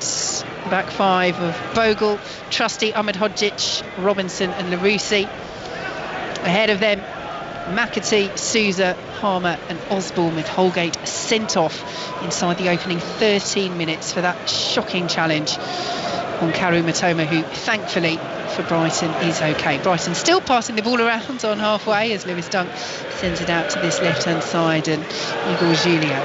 Here is Karu Mitoma. down the left-hand side he goes. Brighton leading by 2-0 as Billy Gilmore picks it up back to Mitoma once again, in field to Gilmore once more. And Brighton, who, as we know, are a side that just love to have the ball, very comfortable in possession against the 10 men of Sheffield United as they play it out to the left-hand side. And that pattern of centre-halves getting forward is continuing as Igor Julio does exactly that and plays it back to Lewis Dunk. And now Van Hecker has Gross as an option just next to him, but will play it to Dunk once more. And this is where Sheffield United have to work so hard out of possession as Mitoma brings it down the left-hand side up against Jayden Bogle. Mitoma checks back, lays it off to Jakob Murder, and all the way back to Julio once more. But it's just impossible to get the ball off Brighton at the moment. Well, it's a training ground exercise for them, like we said in the first half when it's like this. But if I was Roberto De Zerbi at half-time saying to my team, 2-0 is not a comfortable scoreline. We saw that at the end of the first half when Sheffield United almost got themselves back in the game. I'd want more urgency from my players. Like we're seeing him now, he's going up and down the touchline, barking orders onto the pitch. If I'm Roberto De Zerbi, I want this game finished. I want this done. 3-0 against 10 men, you're comfortable. 2-0, you always run the risk of conceding and then inviting unwanted pressure on you. With the games they've got coming up, with the European competition starting again, the fixture list, from a manager's point of view, I'd be telling my team to get the next goal as quickly as possible. Here is Lewis Dunk over the halfway line for Brighton, has Igor Julio as the option as well, and now finds him out to the left-hand side, and Karu Mitoma. The ball is blocked by Jayden Bogle on the edge of the penalty area and plays it back to Julio once more. But here is Van Hecker, nice little interchange of passes with Buonanotte and Gilmore, and now here's Mitoma, went for the curler, well blocked away by Bogle, who makes the clearance as well. He'll be latched onto by McAtee over the halfway line. He's completely by himself inside the Brighton half, and you can hear the huge cheers from the travelling Brighton fans as that ball forward was blocked away by McAtee. And Pascal Gross has it over on the far side for Brighton with Van Hecker and Gross now interchanging passes once more. And here is Adingra out to that right hand side, plays the ball in field to Lewis Dunk, and Gross will pick it up once more. Out to the right they go once more with Van Hecker, and again Sheffield United camped outside their own penalty area, trailing by 2-0. I wonder if Chris Wilder did have a little word with Mason Holgate at half-time, or do you think maybe he didn't trust himself too? I think silence speaks volumes, and I think the way that Mason Holgate trudged off and his manager didn't engage in eye contact even with him would say a lot. I mean, the result and the performance is what Chris Wilder will be very, very focused on at the moment. Mason Holgate, he will deal with it at a later date. Brighton have given the ball away, and Sheffield United committing the bodies forward on the counter. Larouci hesitating, looking to pick the pass, was challenged well by Van Hecker, and Adingra comes back and helps to tidy up for Brighton. A little bit of frustration there around Bramall Lane that Larouci didn't perhaps release a teammate earlier. But there, evidence that, of course, Sheffield United at 2-0 down, haven't given this game up yet. They are committing the red and white shirts forward if they get the rare chance to counter. But they're lacking confidence, don't they? I mean, they get one or a two-man break, and they seem to struggle to keep possession. They seem to struggle to string passes together. And now it opens up for Brighton at the other end. Excellent sliding challenge by Ahmed Hodgic to dispossess Danny Welbeck inside the penalty area. Welbeck then going in on Bogle. Just a throw, says referee Stuart Atwell. And so we can take you through the Brighton lineup. For Bruggen in goal, Roberto De Zerbi has mixed it up once again with Jason Steele on the bench. The back three now of Igor Julio, Lewis Dunk and Jan-Paul Van Hecker. Adingra is over on that right hand side, and Mitoma on that left hand side, pushing forward when they can with Gilmore, Gross and Murder in the centre, and Buonanotte supporting Danny Welbeck up front. But Adingra and Mitoma, I mean, you can say nominally they're wing backs, but they really are playing as wingers in this very attacking Brighton formation. As Van Hecker picks up the ball midway through the Sheffield United half. Commentary of Luton against Manchester United to come on 5 Live this evening with Alistair Bruce-Ball and Danny Gabardon. We'll be getting the team news for that shortly, as the ball is all the way through with Wes Foderingham, who clears long over the halfway line. Lewis Dunk wins the header for Brighton to Van Hecker, who plays him down by Harmer. Just giving Verbruggen a little something to think about, but Brighton calmly played around that back line. And again, we see that comfort in possession as they bring the ball forward. He's going crazy at his goalkeeper, Chris Wilder. The first time the goalkeeper gets hold of the ball and he releases too quickly. McAtee makes a run, he makes a break, but nobody else in a Sheffield United shirt has left the edge of their box. So there's McAtee just entering the Brighton half and his whole teammates are on the edge of the box. And Foderingham kicks it, wastes possession, and once again gives it back to Brighton. Here goes Matoma, left-hand side of the penalty area for Brighton, pulls it back to Billy Gilmore, laid off by Buonanotte. Van Heck is there, played the ball into Adingra, lovely turn inside the area, and the ball is saved by Foderingham. Lovely bit of skill from Simon Adingra, couldn't quite get the power on the shot, got a bit of curl on it. Foderingham equal to it. Well, they're running the risk, Brighton, of trying to score the perfect goal. It's too easy for them at the moment. They've got so much possession, they've got so much comfortable possession. They're trying to be too intricate, they're trying to create that perfect goal. The intricacy on the edge of the box, the interchanging of the passing, trying to create an opportunity instead of just putting the ball in the box and doing what got them the goals in the first half. Here is Ahmed Hodzic, picks it up on the halfway line for Sheffield United, steers the ball away from Mitoma towards Jayden Bogle. He goes back to Jack Robinson again. Bramall Lane urging Sheffield United to get forward, but they have to pick their moments. Could this be one? Osborne lifts it forward looking for Larousse. Miscue by Van Hecker. Ball goes out of play for Sheffield United throw. They take it quickly. Over on that far side is Osborne, back to Larousse. Here now is McAtee. Larousse, nifty footwork into the penalty area, just overran it. Low shot driven in from 35 yards from Vinicius Souza. He was urged to shoot by Bramall Lane, but it's never troubling for Bruggen. I mean, it's so comfortable for Brighton. I mean, it's still 2-0, and while it's still 2-0, Sheffield United have always got that puncher's chance on the break, as they did from set plays. But they're so sacrificial in possession. They're just letting Brighton walk to the halfway line. They're not even engaging this Brighton team until they come into their half. And Brighton in possession, just outside the centre circle. Can you understand why they're doing that with the man disadvantage, or do you think they need to change it? I think you can understand why they're doing it, but they did it without the man advantage as well. They were very much defence-minded, looked to hit on the break, and without that extra centre half that they haven't got now, it's even more difficult. We know Brighton are possession-based, we know they like doing that, but at times Sheffield United, they're just not snapping into tackles quick enough, they're just not getting closer. In fact, they're probably paying Brighton too much respect at times in certain areas of the pitch. When they do get possession, when they do get possession, they don't seem to have the confidence to do anything with it or to advance up the field with it. Now, Buonanotte has gone in there on Austin Trusty. The yellow card has come out from Stuart Atwell. Those are the boos. Now, okay, right, let's clear this up. It is high. It is a contact on the knee of Austin Trusty, but it is the lightest touch that Buonanotte makes. But I think because of what happened with Mason Holgate, which was, in terms of the excessive force, absolutely a red card early on. He's never getting sent off for that, nor should he. I can't even believe you brought that into the conversation. I mean, it was nothing. The referee saw it, was on the spot, and he dealt with it. The only thing surprising about the Mason Holgate is what Steve said at half-time, that the referee didn't immediately think it was deemed a red. Here goes Adingra towards the penalty area. Good challenge by Vinicius Souza. Will go out of play though for the corner on the far side. Yeah, it's one of those. I mean, again, we were discussing it at half-time. VAR is criticised for the time it takes sometimes, but I think that was the quickest VAR check in history. I mean, in terms of also how quickly he was told to go over to the screen, because it happened on the far side, but it was, when you see the replay, it clearly was a shocking challenge. The fact he was stood right next to the screen helped as well. I mean, that was where VAR is used, and it's used correctly. He was sent straight to the screen. I mean, he only had to look at it once, and most of us normally do have to look at VAR once, and you get the decision, and they did that today. Corner to Brighton, swung into that crowded 6-yard area, headed away by Vinicius Souza. Gilmore will drive, Souza's there again on the edge of the penalty area to block the ball away. Adingra will collect for Brighton, almost got it stuck under his feet, but does well down that right hand side. Pulls it back to Pascal Gross in field, now to Buonanotte, out to the left hand side, and Kaoru Mitoma. Brighton leading by 2-0 as they pull the ball across, and it's cleared away by Ahmed Hodzic, out for the corner. 12 minutes gone in this second half. Sheffield United, who've been playing with 10 men since the 13th minute, under the cosh once again.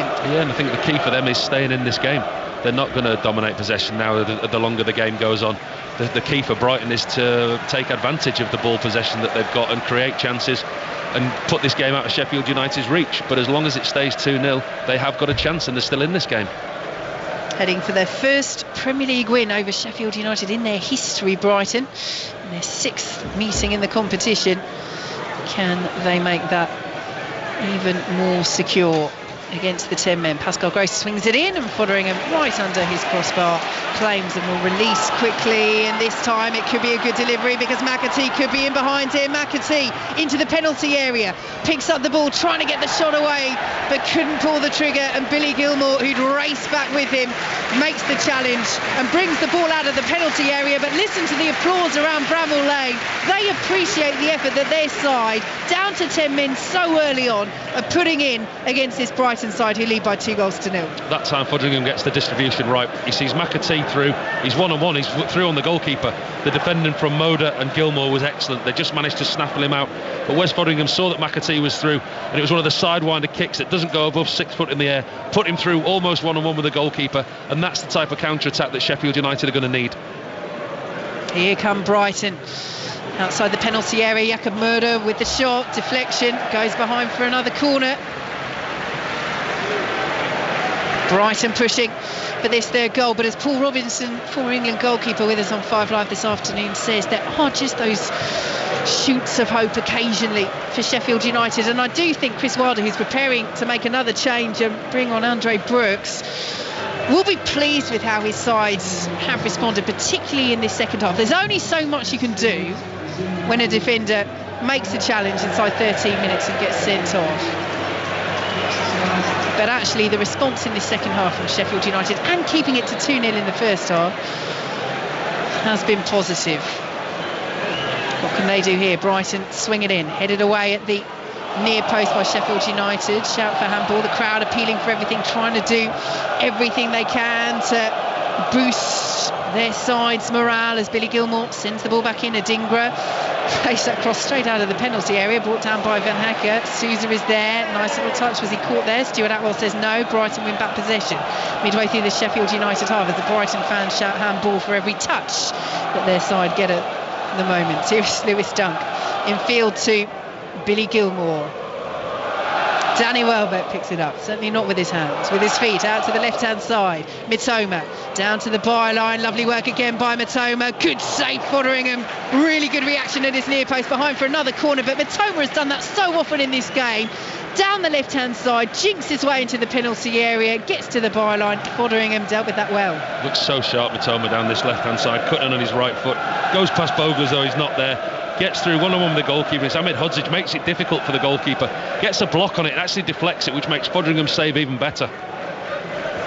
So another corner to Brighton. They're racking them up with an hour gone here at Bramall Lane. They lead 10-man Sheffield United by 2-0. Pascal Gross is over it once more, cleared away once again. A couple of poor deliveries really from Gross. They've been dealt with by the first man for Sheffield United. That time it was Bogle. The 1-2 though is good between Murder and Mitoma, but Murder's touch just took him into the penalty area and the ball away from him at the same time.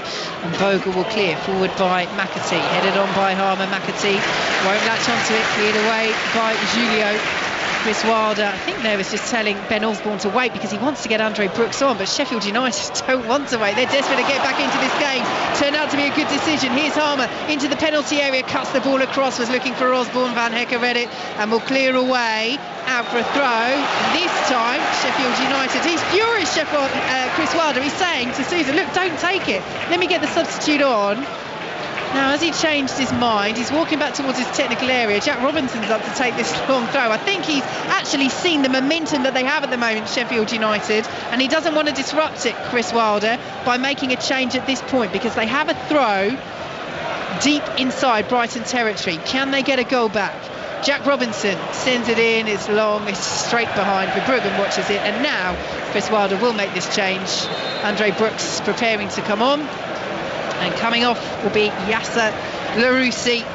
And it's getting to the stage where it's so hard, isn't it, for Chris Wilder? They've got 10 men. They've been playing with 10 men since the 13th minute, but they have to start just making those tactical tweaks to try and go for it. And freshen things up a little bit. It's very, very hard when you're chasing the ball with 11 men on the field without having lost the man to the 12th minute. So it's just a case of freshening it up. I think Brooks will come on.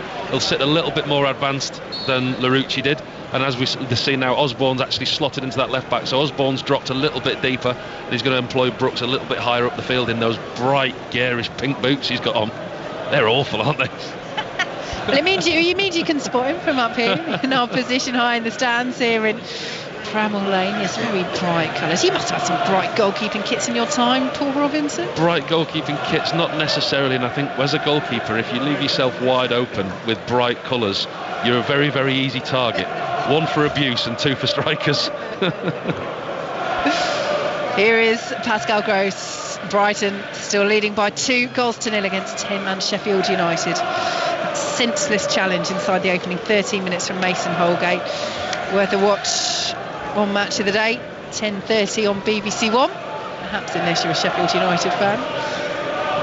Out to the left-hand side, and Mitoma picks it up for Brighton up against Bogle. It's left by Moda, almost ran for Welbeck, and Fotheringham quickly out of his 6-yard area. Adingra not quite up with play there, and Fotheringham is able to gather for Sheffield United, who still trail Brighton by 2-0. He won't be too dissatisfied with what he's got from his team this second half, Chris Wilder. The first half they were completely outplayed and they deserved to be 2-0 down. The second, they didn't really offer anything, but now he's got them in at half-time. They've regrouped, the shape hasn't really changed, but the application in certain areas, they're putting the ball longer, they're putting the ball into areas, and they're closing down. They've got a clear game plan, and yes, they're not getting that many opportunities, they're not venturing into the Brighton half very often, but you can see there's a structure to what they're trying to do in the second half. 19 minutes gone in this second period. It's still 2-0 to Brighton against the 10 men of Sheffield United, but as Paul Robinson says, sparks of encouragement here for Chris Wilder's side as Pascal Gross picks it up just outside the Brighton penalty area, and we'll play it in field to Van Hecker. Is it one of those things as well where, we talk about Sheffield United trying to get something out of this game with the mountain to climb after that Holgate red card, even getting a performance out of this game as they're showing in the second half is something that they can perhaps continue to build on. Of course it's hugely damaging if they don't get anything points wise, as desperate as they are, but it is something at least. Well, the way that they were playing and getting outplayed in the first half, it was damage limitation exercise. And like I said at half-time, Chris Wilder was said to his team, he says, go out there and win the second half. There's nothing he can do. He needs a performance. He needs a way for his team to get back into this game. What he's got from his team is probably exactly what he's asked of them thus far into the game. Whistle goes. It will be a free kick to Brighton. Jakob Murder going down under the challenge of Ahmed Hodzic, and Brighton are preparing to make another change. Evan Ferguson preparing to come on now. Brighton had already taken that free kick quickly as the change is being made. It's Bonanotte who got their opener, who is being replaced. That might have worked out quite nicely, that set piece, had they not decided to make a change at exactly the same time, because Welbeck was running onto it into the penalty area, but Brighton deciding to make that substitution. Stuart Atwell saying, right, well, you've chosen to do that, you can't take the free kick at the same time. So Bonanotte is off and Ferguson is on. Ferguson, who hit the ground running, didn't he, with his goal-scoring abilities. We all know what a quality striker is, but he's failed to find the back of the net in 14 in all competitions, so he's gone immediately on, and it's Welbeck who's dropped off in the deeper role, in the 10 role, if you like, and Ferguson is playing as that number 9. Yeah, Roberto De Zerbi may feel, perfect opportunity against 10 to try and end that goal drought, as Pascal Gross has it over on the right-hand side, plays the ball in, Mitoma unmarked to the far post, pulls the ball across, and it's cleared away inside the 6-yard box over the bar for another Brighton corner. And now the inquest starts in the Sheffield United defence between Vinicius Souza and Jayden Bogle, Ahmed Hodzic in there as well, Jack Robinson having a bit of a discussion. They got away with it in the end, but Mitoma unmarked there. Well, Ahmed Hodzic had absolutely no idea where that ball was going. It wasn't Mitoma and Mark that was the problem, it was the defender in the middle of the pitch. I mean, they're down to 10 men. There are going to be players that are free. Mitoma in the area that he was in, he wasn't really causing that much danger, but when he crashed it back across the box, the defending was awful, and they're lucky just to concede a corner. Which Pascal Gross will take, swings it into the edge of the 6-yard box, and the header is straight at Fotheringham. Ferguson was up there, would have been an instant impact, and Fotheringham launches it quickly, once again headed away by Billy Gilmore. Simon Adingra will pick it up on that right-hand side. We'll be heading to Kenilworth Road shortly for the team news. Luton against Manchester United, our commentary coming up at 4:30. But Brighton coming forwards once more. Here is Igor Julio out to the left-hand side, and Karu Mitoma towards the penalty area, back to Julio once more, and now Billy Gilmore. Gross is making the run through the centre. Gilmore goes right instead, and we'll pick up Van Hecker. Little loose touch, almost stolen by McAtee and then Souza, but Dunk takes charge, whips it out to the left-hand side. Mitoma controls, appeal for handball, not given. Danny Welbeck has it, edge of the penalty area. Here is Simon Adingra, cuts it back. Not enough punch on the pass to find Pascal Gross, and Andre Brooks though is giving it away. The curling shot from the edge of the area from Billy Gilmore is over. So let's head for that team news. Luton against Manchester United. Leicester Bruce Ball. 2 changes for Luton from the 3-1 defeat against Sheffield United here last weekend. 2 former Manchester United men actually come in to face their old club. Tayden Mengi replaces Reece Burke at the back. Tahith Chong gets a Premier League start. He's in for Jordan Clark. And Manchester United unchanged from the 2-1 win at Villa last Sunday, which means Luke Shaw is fit to start at left back. Thanks very much, Ali. Full commentary coming up with Alistair and Danny Gavadon from 4:30 on 5 Live's Premier League Sunday. It's Brighton in possession once again, 81% of it. Paul Robertson's just shown me that they had in this game so far, and we know that, of course, they're a side that love to have the ball in against 10 men. It is easy for them to do so and knock it around, and Sheffield United trying to stay as disciplined as they can as Brighton work it down that right-hand side. Here is Danny Welbeck, pulls it back to Van Hecker. Again, the Brighton centre-halves getting forward midway through this second half as Van Hecker sends it to Lewis Dunk. And out to the left-hand side now, and Karu Mitoma. Brighton heading for their first win in 7 Premier League away games. They've been helped out by that 13-minute red card from Mason Holgate. And it is still only the 2 goals by which they lead, both coming in quick succession in the first half, Buonanotte and then Welbeck. It's Ferguson on the turn on the end of the D for Brighton, cleared away by Sheffield United. Fotheringham gets the distance on it over the halfway line, and it's collected by Igor Julio. Just a word on West Fotheringham, because they do have Ivo Gerbic back from concussion protocols on the bench, but he's had a good game. He's played well for him. I mean, he's had a lot of shots to deal with, and playing in the team like Sheffield United, you look at the stats we talked about, that is going to happen when you're playing in the team that's at the bottom of the league. I think I said it was 88 shots on their goal before the game. I think we're up to about 95 now, and that's in the last 12 home games. So obviously you are going to concede goals when your team are playing poorly, but today he's done well. He's made a couple of decent saves. Poor ball from Mitoma has gone straight out of play, and Fotheringham has the chance to take this goal kick, just taking his time over it. 25 minutes gone in this second half, and again Chris Wilder deep in discussion with members of his backroom staff. I guess the question as well now is, how fit is Ollie McBurney? He's back on the bench after missing the last 2 games through injury. No Cameron Archer today, if he joined us in the last hour or so. He's out with a calf problem. No Ben Burton Diaz either, he's not recovered to make the matchday squad, but they kept it at 2-0. Paul Robinson, this is the sort of time where you start thinking about, well, do we put McBurney on and just see? I think that's the conversation that he's having with his backroom staff. I mean, yes, they have been outplayed in this second half, but they are still in the game. I mean, the longer the game goes, Chris Wilder will be absolutely delighted from half-time to get to the 71st minute, and his team is still only 2-0 down. I say still only 2-0, but they've got a chance. They had a goal ruled out just before half-time. They're not out of this game by any means, and it's just when he does flinch and he changes his pack. Because if he does go more attacking, he runs the risk of conceding that 3rd goal, which then the game is finished. And it's a real fine balance for him to when he does actually make that move to shuffle his pack and go, OK, we'll try and get back in this now. Lewis Dunk with the ball just inside the Brighton half. The away fans once again raising their voices in that lower tier. Away to our left as Roberto De Zerbi stands motionless inside his technical area. Dunk sends it out to this left-hand side, and Karu Mitoma. Sheffield United 0, Brighton 2. Both goals in the first half of Brighton. Sheffield United down to 10 from the 13th minute when Holgate was sent off for a shocking challenge on Mitoma. Here is Van Hecker advancing towards the penalty area, lays it off to Gilmore, tried to slide it through to Jakob Murder. Fotheringham will allow it to roll behind. What do you make of Brighton in this second half?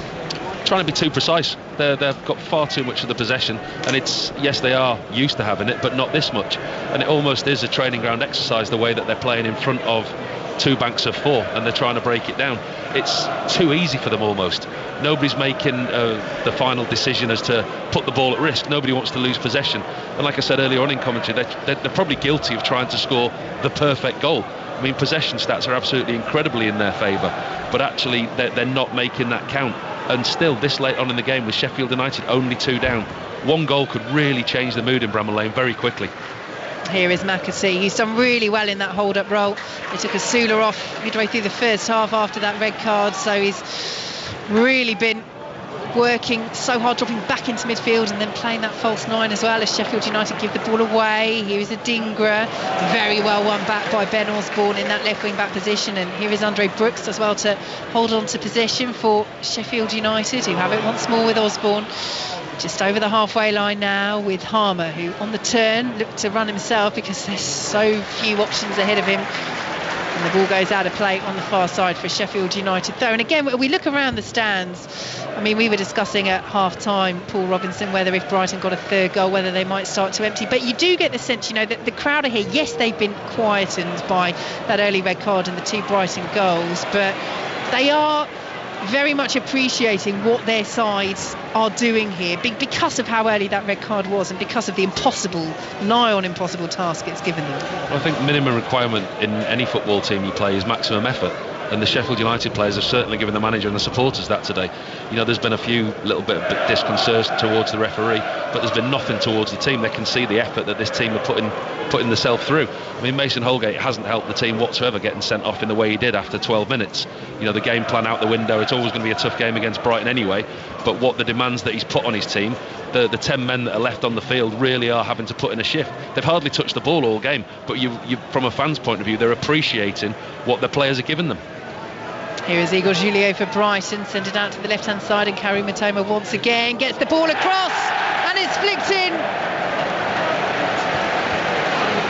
Might go down as an own goal as Karim Matoma is congratulated by his Brighton teammates, and is that the goal that finally finishes off Sheffield United? Chris Wilder has his head in his hands on the touchline because Brighton have the third against the 10 men of his side, and again it's the danger that comes from Matoma down that left hand side. He's been doing it all game, approaching the penalty area, plays the ball in, and it is an own goal. The conversion, as Brighton had the players in there, Welbeck lurking, the unfortunate Robinson sends it past Fotheringham, and Brighton do lead at Bramall Lane by 3-0. Well, that's it. That's the game up. And the telling sight on the video screens around was Chris Wilder with his head in his hands. And now Bramall Lane is starting to empty.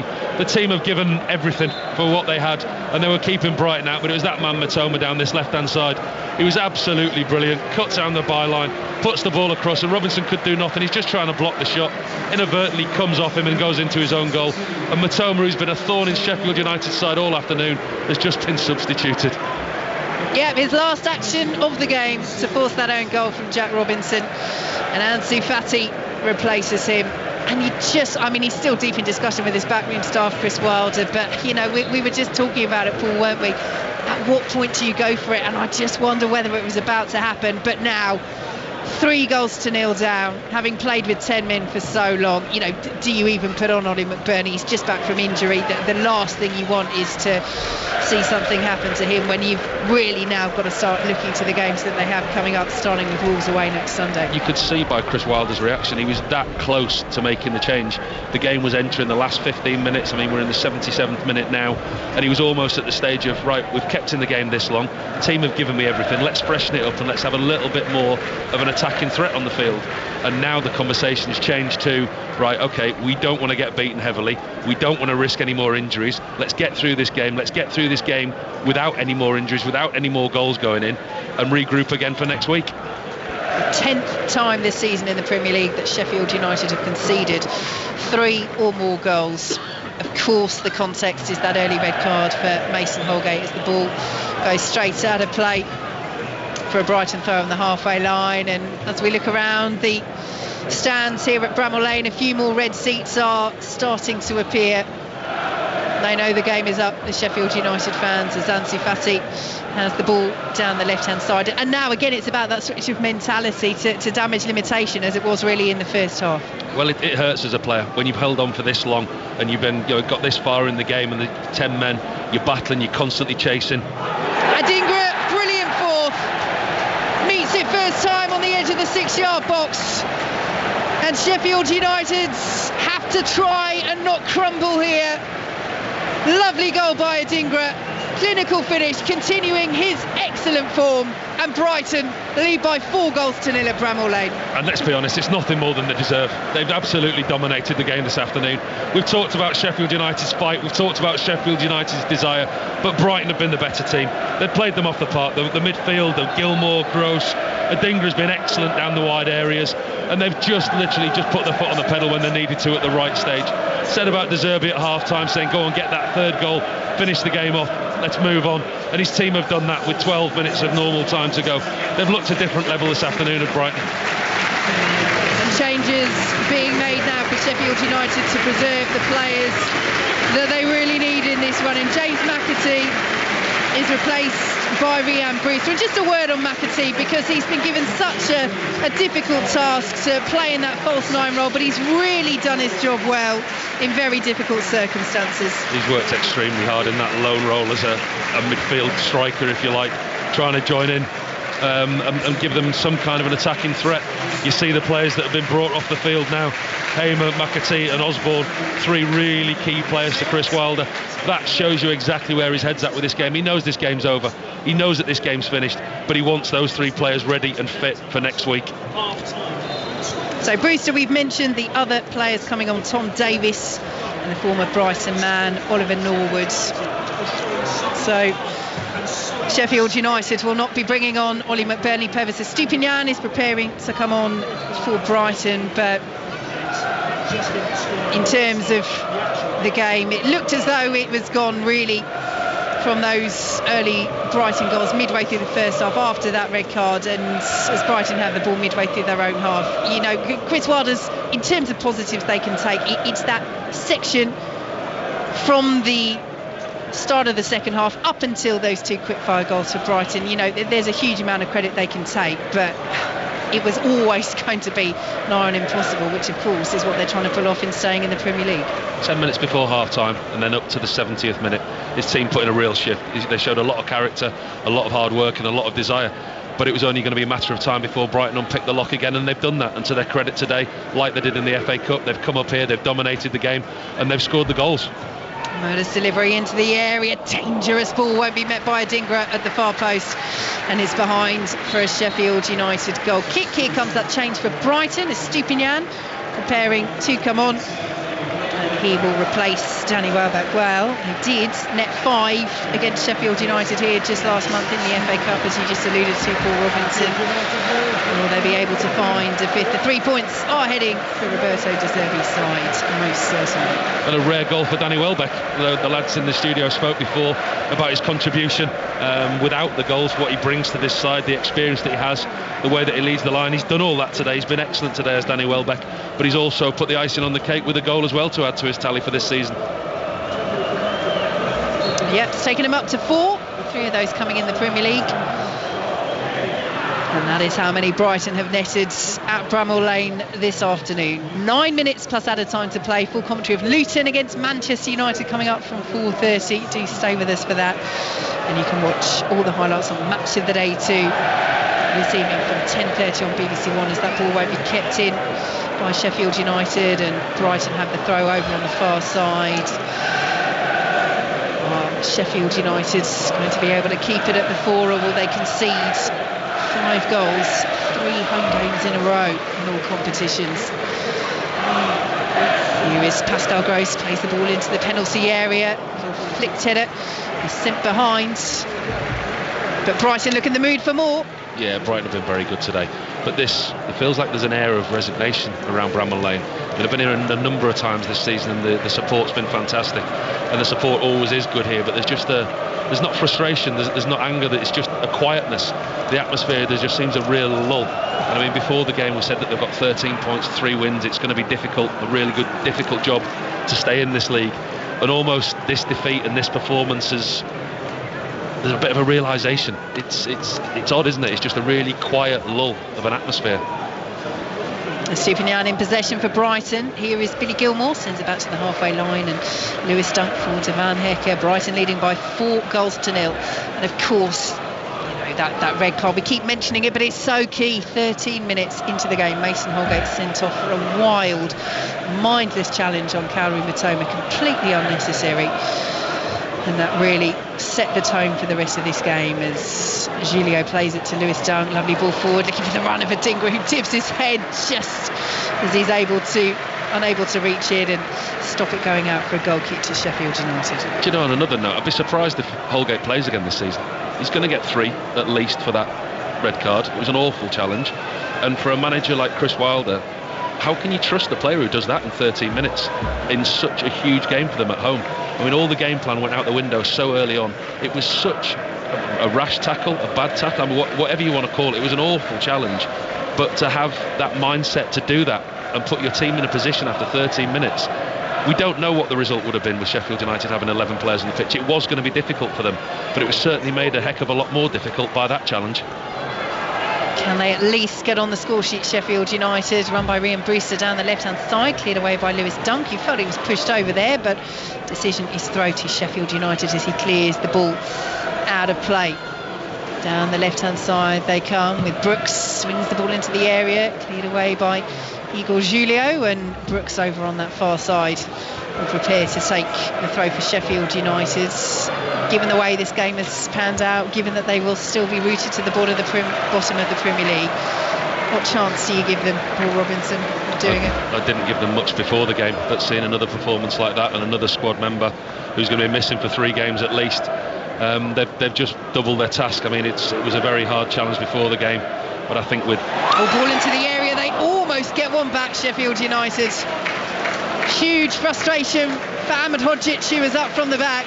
He won the header, he sent it wide, and a little bit of hesitancy there from Bart Verbruggen. It would have been no more than a consolation. Big chance for Ahmed Hodzic. Not the best goalkeeping from Verbruggen. Should have scored. Ahmed Hodzic has got a free header 6 yards out. The goalkeeper's completely misjudged the cross, flown behind Ahmed Hodzic. He's got him behind his defender. He's got a free header from 6 yards out, and I mean, not that it would matter at this stage of the game, but he should have scored.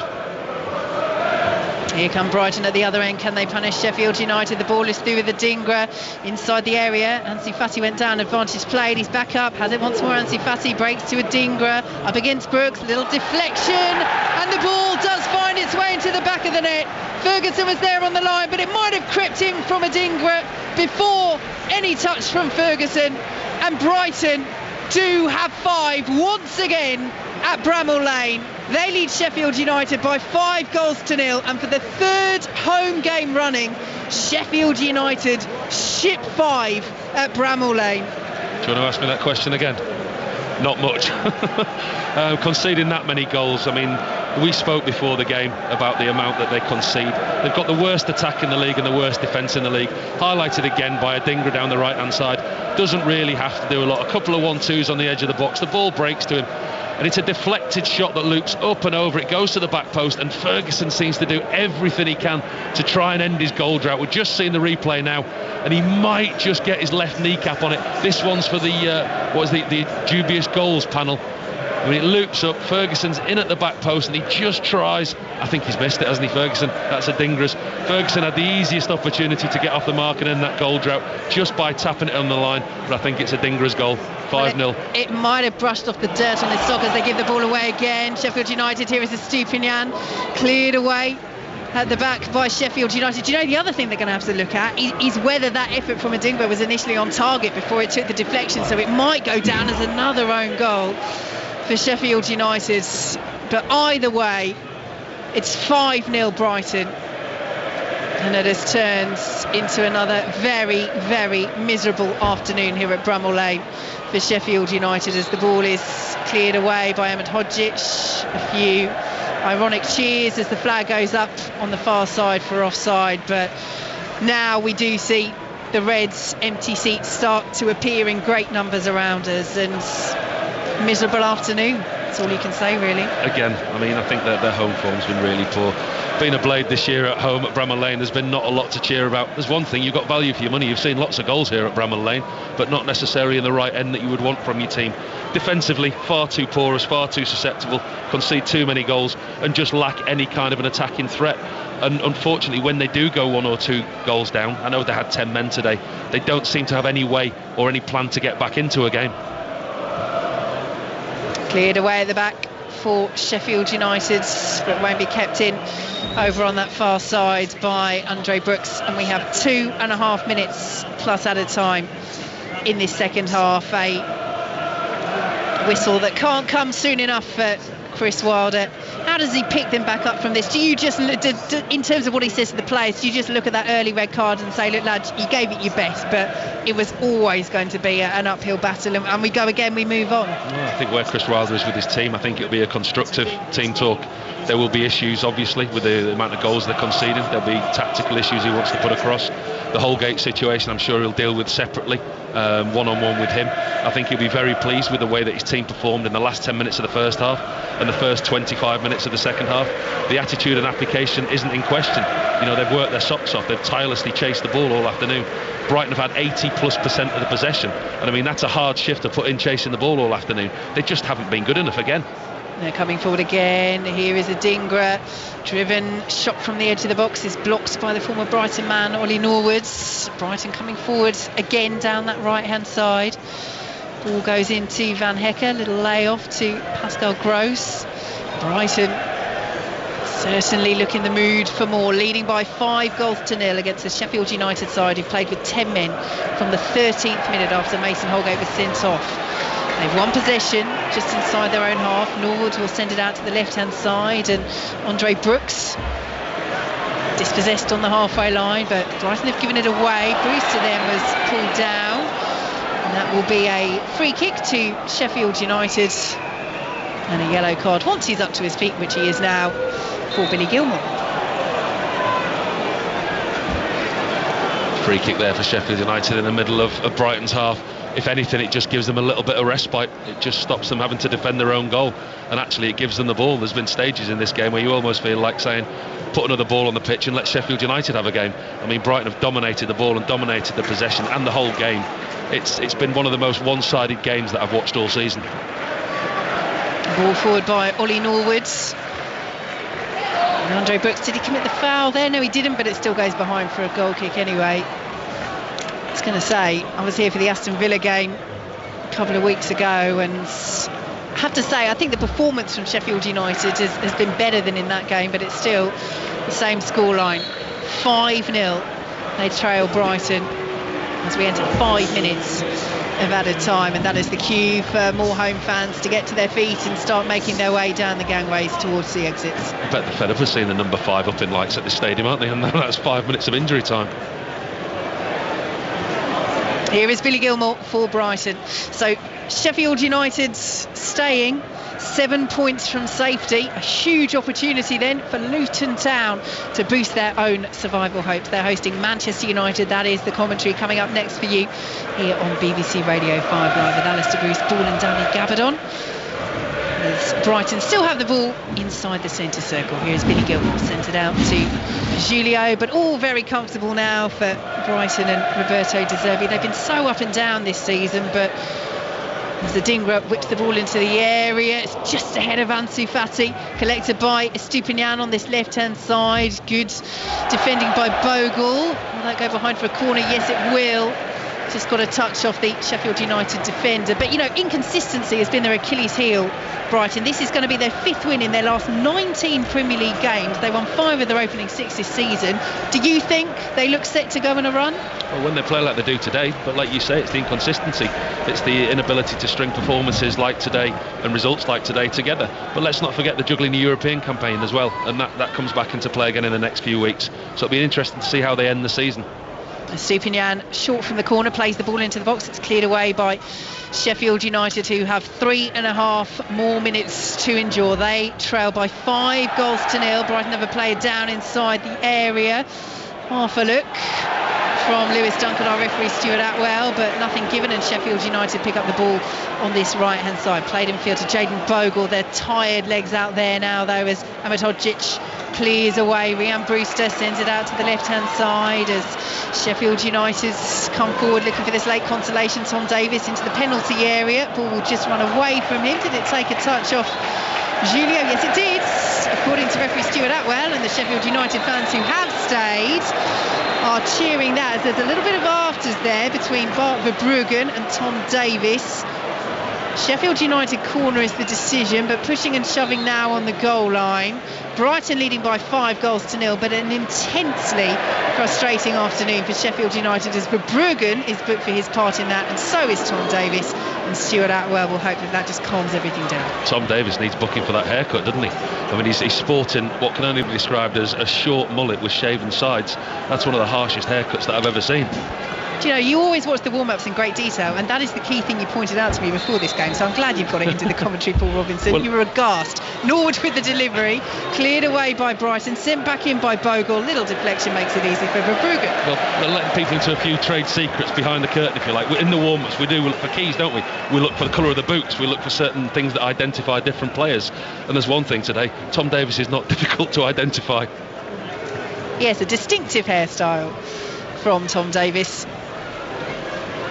90 seconds plus added time to play. Sheffield United 0, Brighton and Hove Albion 5. But a key element in that, the red card for Mason Holgate of Sheffield United after just 13 minutes. Such a poor challenge, so unnecessary on Karim Matoma, has cost his side dearly. Will it cost them in their bid to pull off the greatest of great escapes? It's another defeat for Sheffield United, and after the huge boost of their win last time out against Luton, it's back down to earth with a bump for Chris Wilder's side, and the impossible continues to look the impossible this season. They won't give up, he was clear about that in his programme notes, but they could have done with a result today as Adingra plays the ball in, Fotheringham's behind it. Yeah, two very different ways of looking at the game today. Brighton have been excellent, Sheffield United have been poor and have caused their own problems. I mean, the sending off after 12 minutes is inexcusable, and whether that has or would have changed the game, we'll never know. But what the Sheffield United players have done, they've put in a shift, they've worked hard for the manager, but again, they haven't been good enough. They've been far too porous, conceded too many goals. The opportunities that they let other teams have on their goal, it's been a stroll for Brighton today, it really has. Like I said earlier, it's been one of the most one-sided games that I've watched all season, and it was almost that Brighton could have scored at will if they wanted to, when they wanted to. Sheffield United had a couple of little spells where they had set plays and they got the goal chalked off just before half-time, but they've never really seriously been anywhere near this game.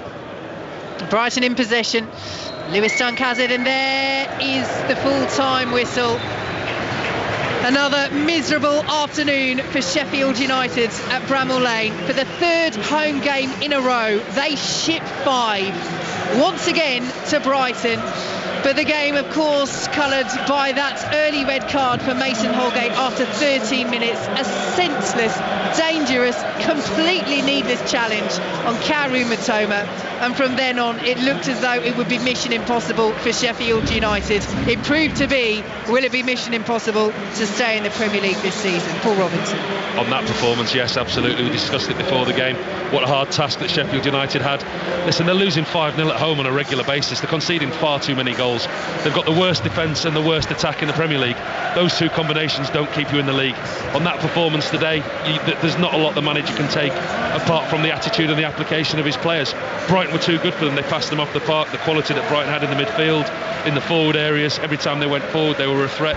A very, very good away performance from the Seagulls. It finishes at Bramall Lane on another miserable afternoon for Chris Wilder's men. Sheffield United 0, Brighton 5. Paul Robinson, Sheffield United fans will remember their last season in the Premier League, which was an abject season. Of course, Chris Wilder in charge for most of it, but not by the back end. That season they went down, bottom of the league, 23 points, minus 43 goal difference. After that game today, they are on minus 43 goal difference, and it only looks like getting worse. It does, yeah. I mean, they were hoping for something from today. I mean, we spoke before about the sending off, whether or not that would have affected this game. The attitude, the application of his players was good. The senseless sending off, absolutely mindless sending off by Mason Holgate after 12 minutes for a terrible tackle, probably changed his game plan. I mean, he's worked 2 or 3 days coming into this game to put in a game plan to try not to concede. They're coming off the back of a fantastic win at Luton, you know, that's given him that little bit of hope to just get out that bottom 3. We all know about the potential points deduction for other teams, but Sheffield United got to look after themselves, and performances like today, they're nowhere near it. The writing's almost on the wall. I mean, as I said in commentary, there was a real lull, a real sense of acceptance around here. There was no anger, there was no frustration. The fans weren't venting at the team in particular. The referee took it a little bit today from the fans, but there was just a real eerie quietness from the Bramall Lane faithful today. And we heard from Mason Holgate actually only about an hour before kick-off, and he was talking about how his own experience in relegation battles could help the Sheffield United team. So if somebody like him is going to do that, I mean, what are the rest of them meant to do? I don't get it, I really don't. He's let himself down today, he's let his team down today. And the only thing that did surprise me is that the referee didn't see it immediately. It took VAR to tell him to overturn it from a yellow to a red. The players are trudging off in front of me here. They're walking around, they're applauding what fans are left here inside Bramall Lane. But listen, their attitude, like I said, and what they've given Chris Wilder today, you can't be faulted. They're just not good enough, Steve. They're just not. And we've got to have a word on Brighton, because I think it is worth saying, teams face teams with 10 players quite often. They've still come away from home and won 5-0. That is significant. They still deserve a lot of credit just because they played against 10 for most of the game. No, they were very good today, Brighton. They were exactly like they were in the FA Cup tie here. They knew how to hurt Sheffield United. They knew that they could pull them out of position. The passing, the way that they play through the lines, the forward players that they've got. Gross, Gilmour, Adingra down the right hand side, he was outstanding. He was at the heart of everything that they did well, got his goal, and then Ferguson came on. The difference was the squad depth that they had. Welbeck also got his goal today. I know we spoke about him in the show beforehand, saying that not necessarily does he get the goal contributions that a normal number 9 in that position, if you say, would like, but his contribution to the team was there, and he got his goal with that today. And they did look like the Brighton that we would expect today, but as we said again, their inconsistency has been their Achilles heel. It's stringing performances and results like that back to back and going on and picking up points on a regular basis. Paul, Vicky, thank you both very much indeed. Sheffield United bottom of the Premier League table, minus 43 goal difference, as I say.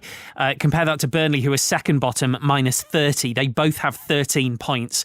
Luton in 17th have 20. So if Luton win in their game with Manchester United, which we're bringing you in full in 25 minutes time, they will go 10 points above both Sheffield United and Burnley, and 4 points above Everton, who play Crystal Palace in the Premier League on Monday. We will bring you reaction from Bramall Lane if we can before kick-off at Kenilworth Road.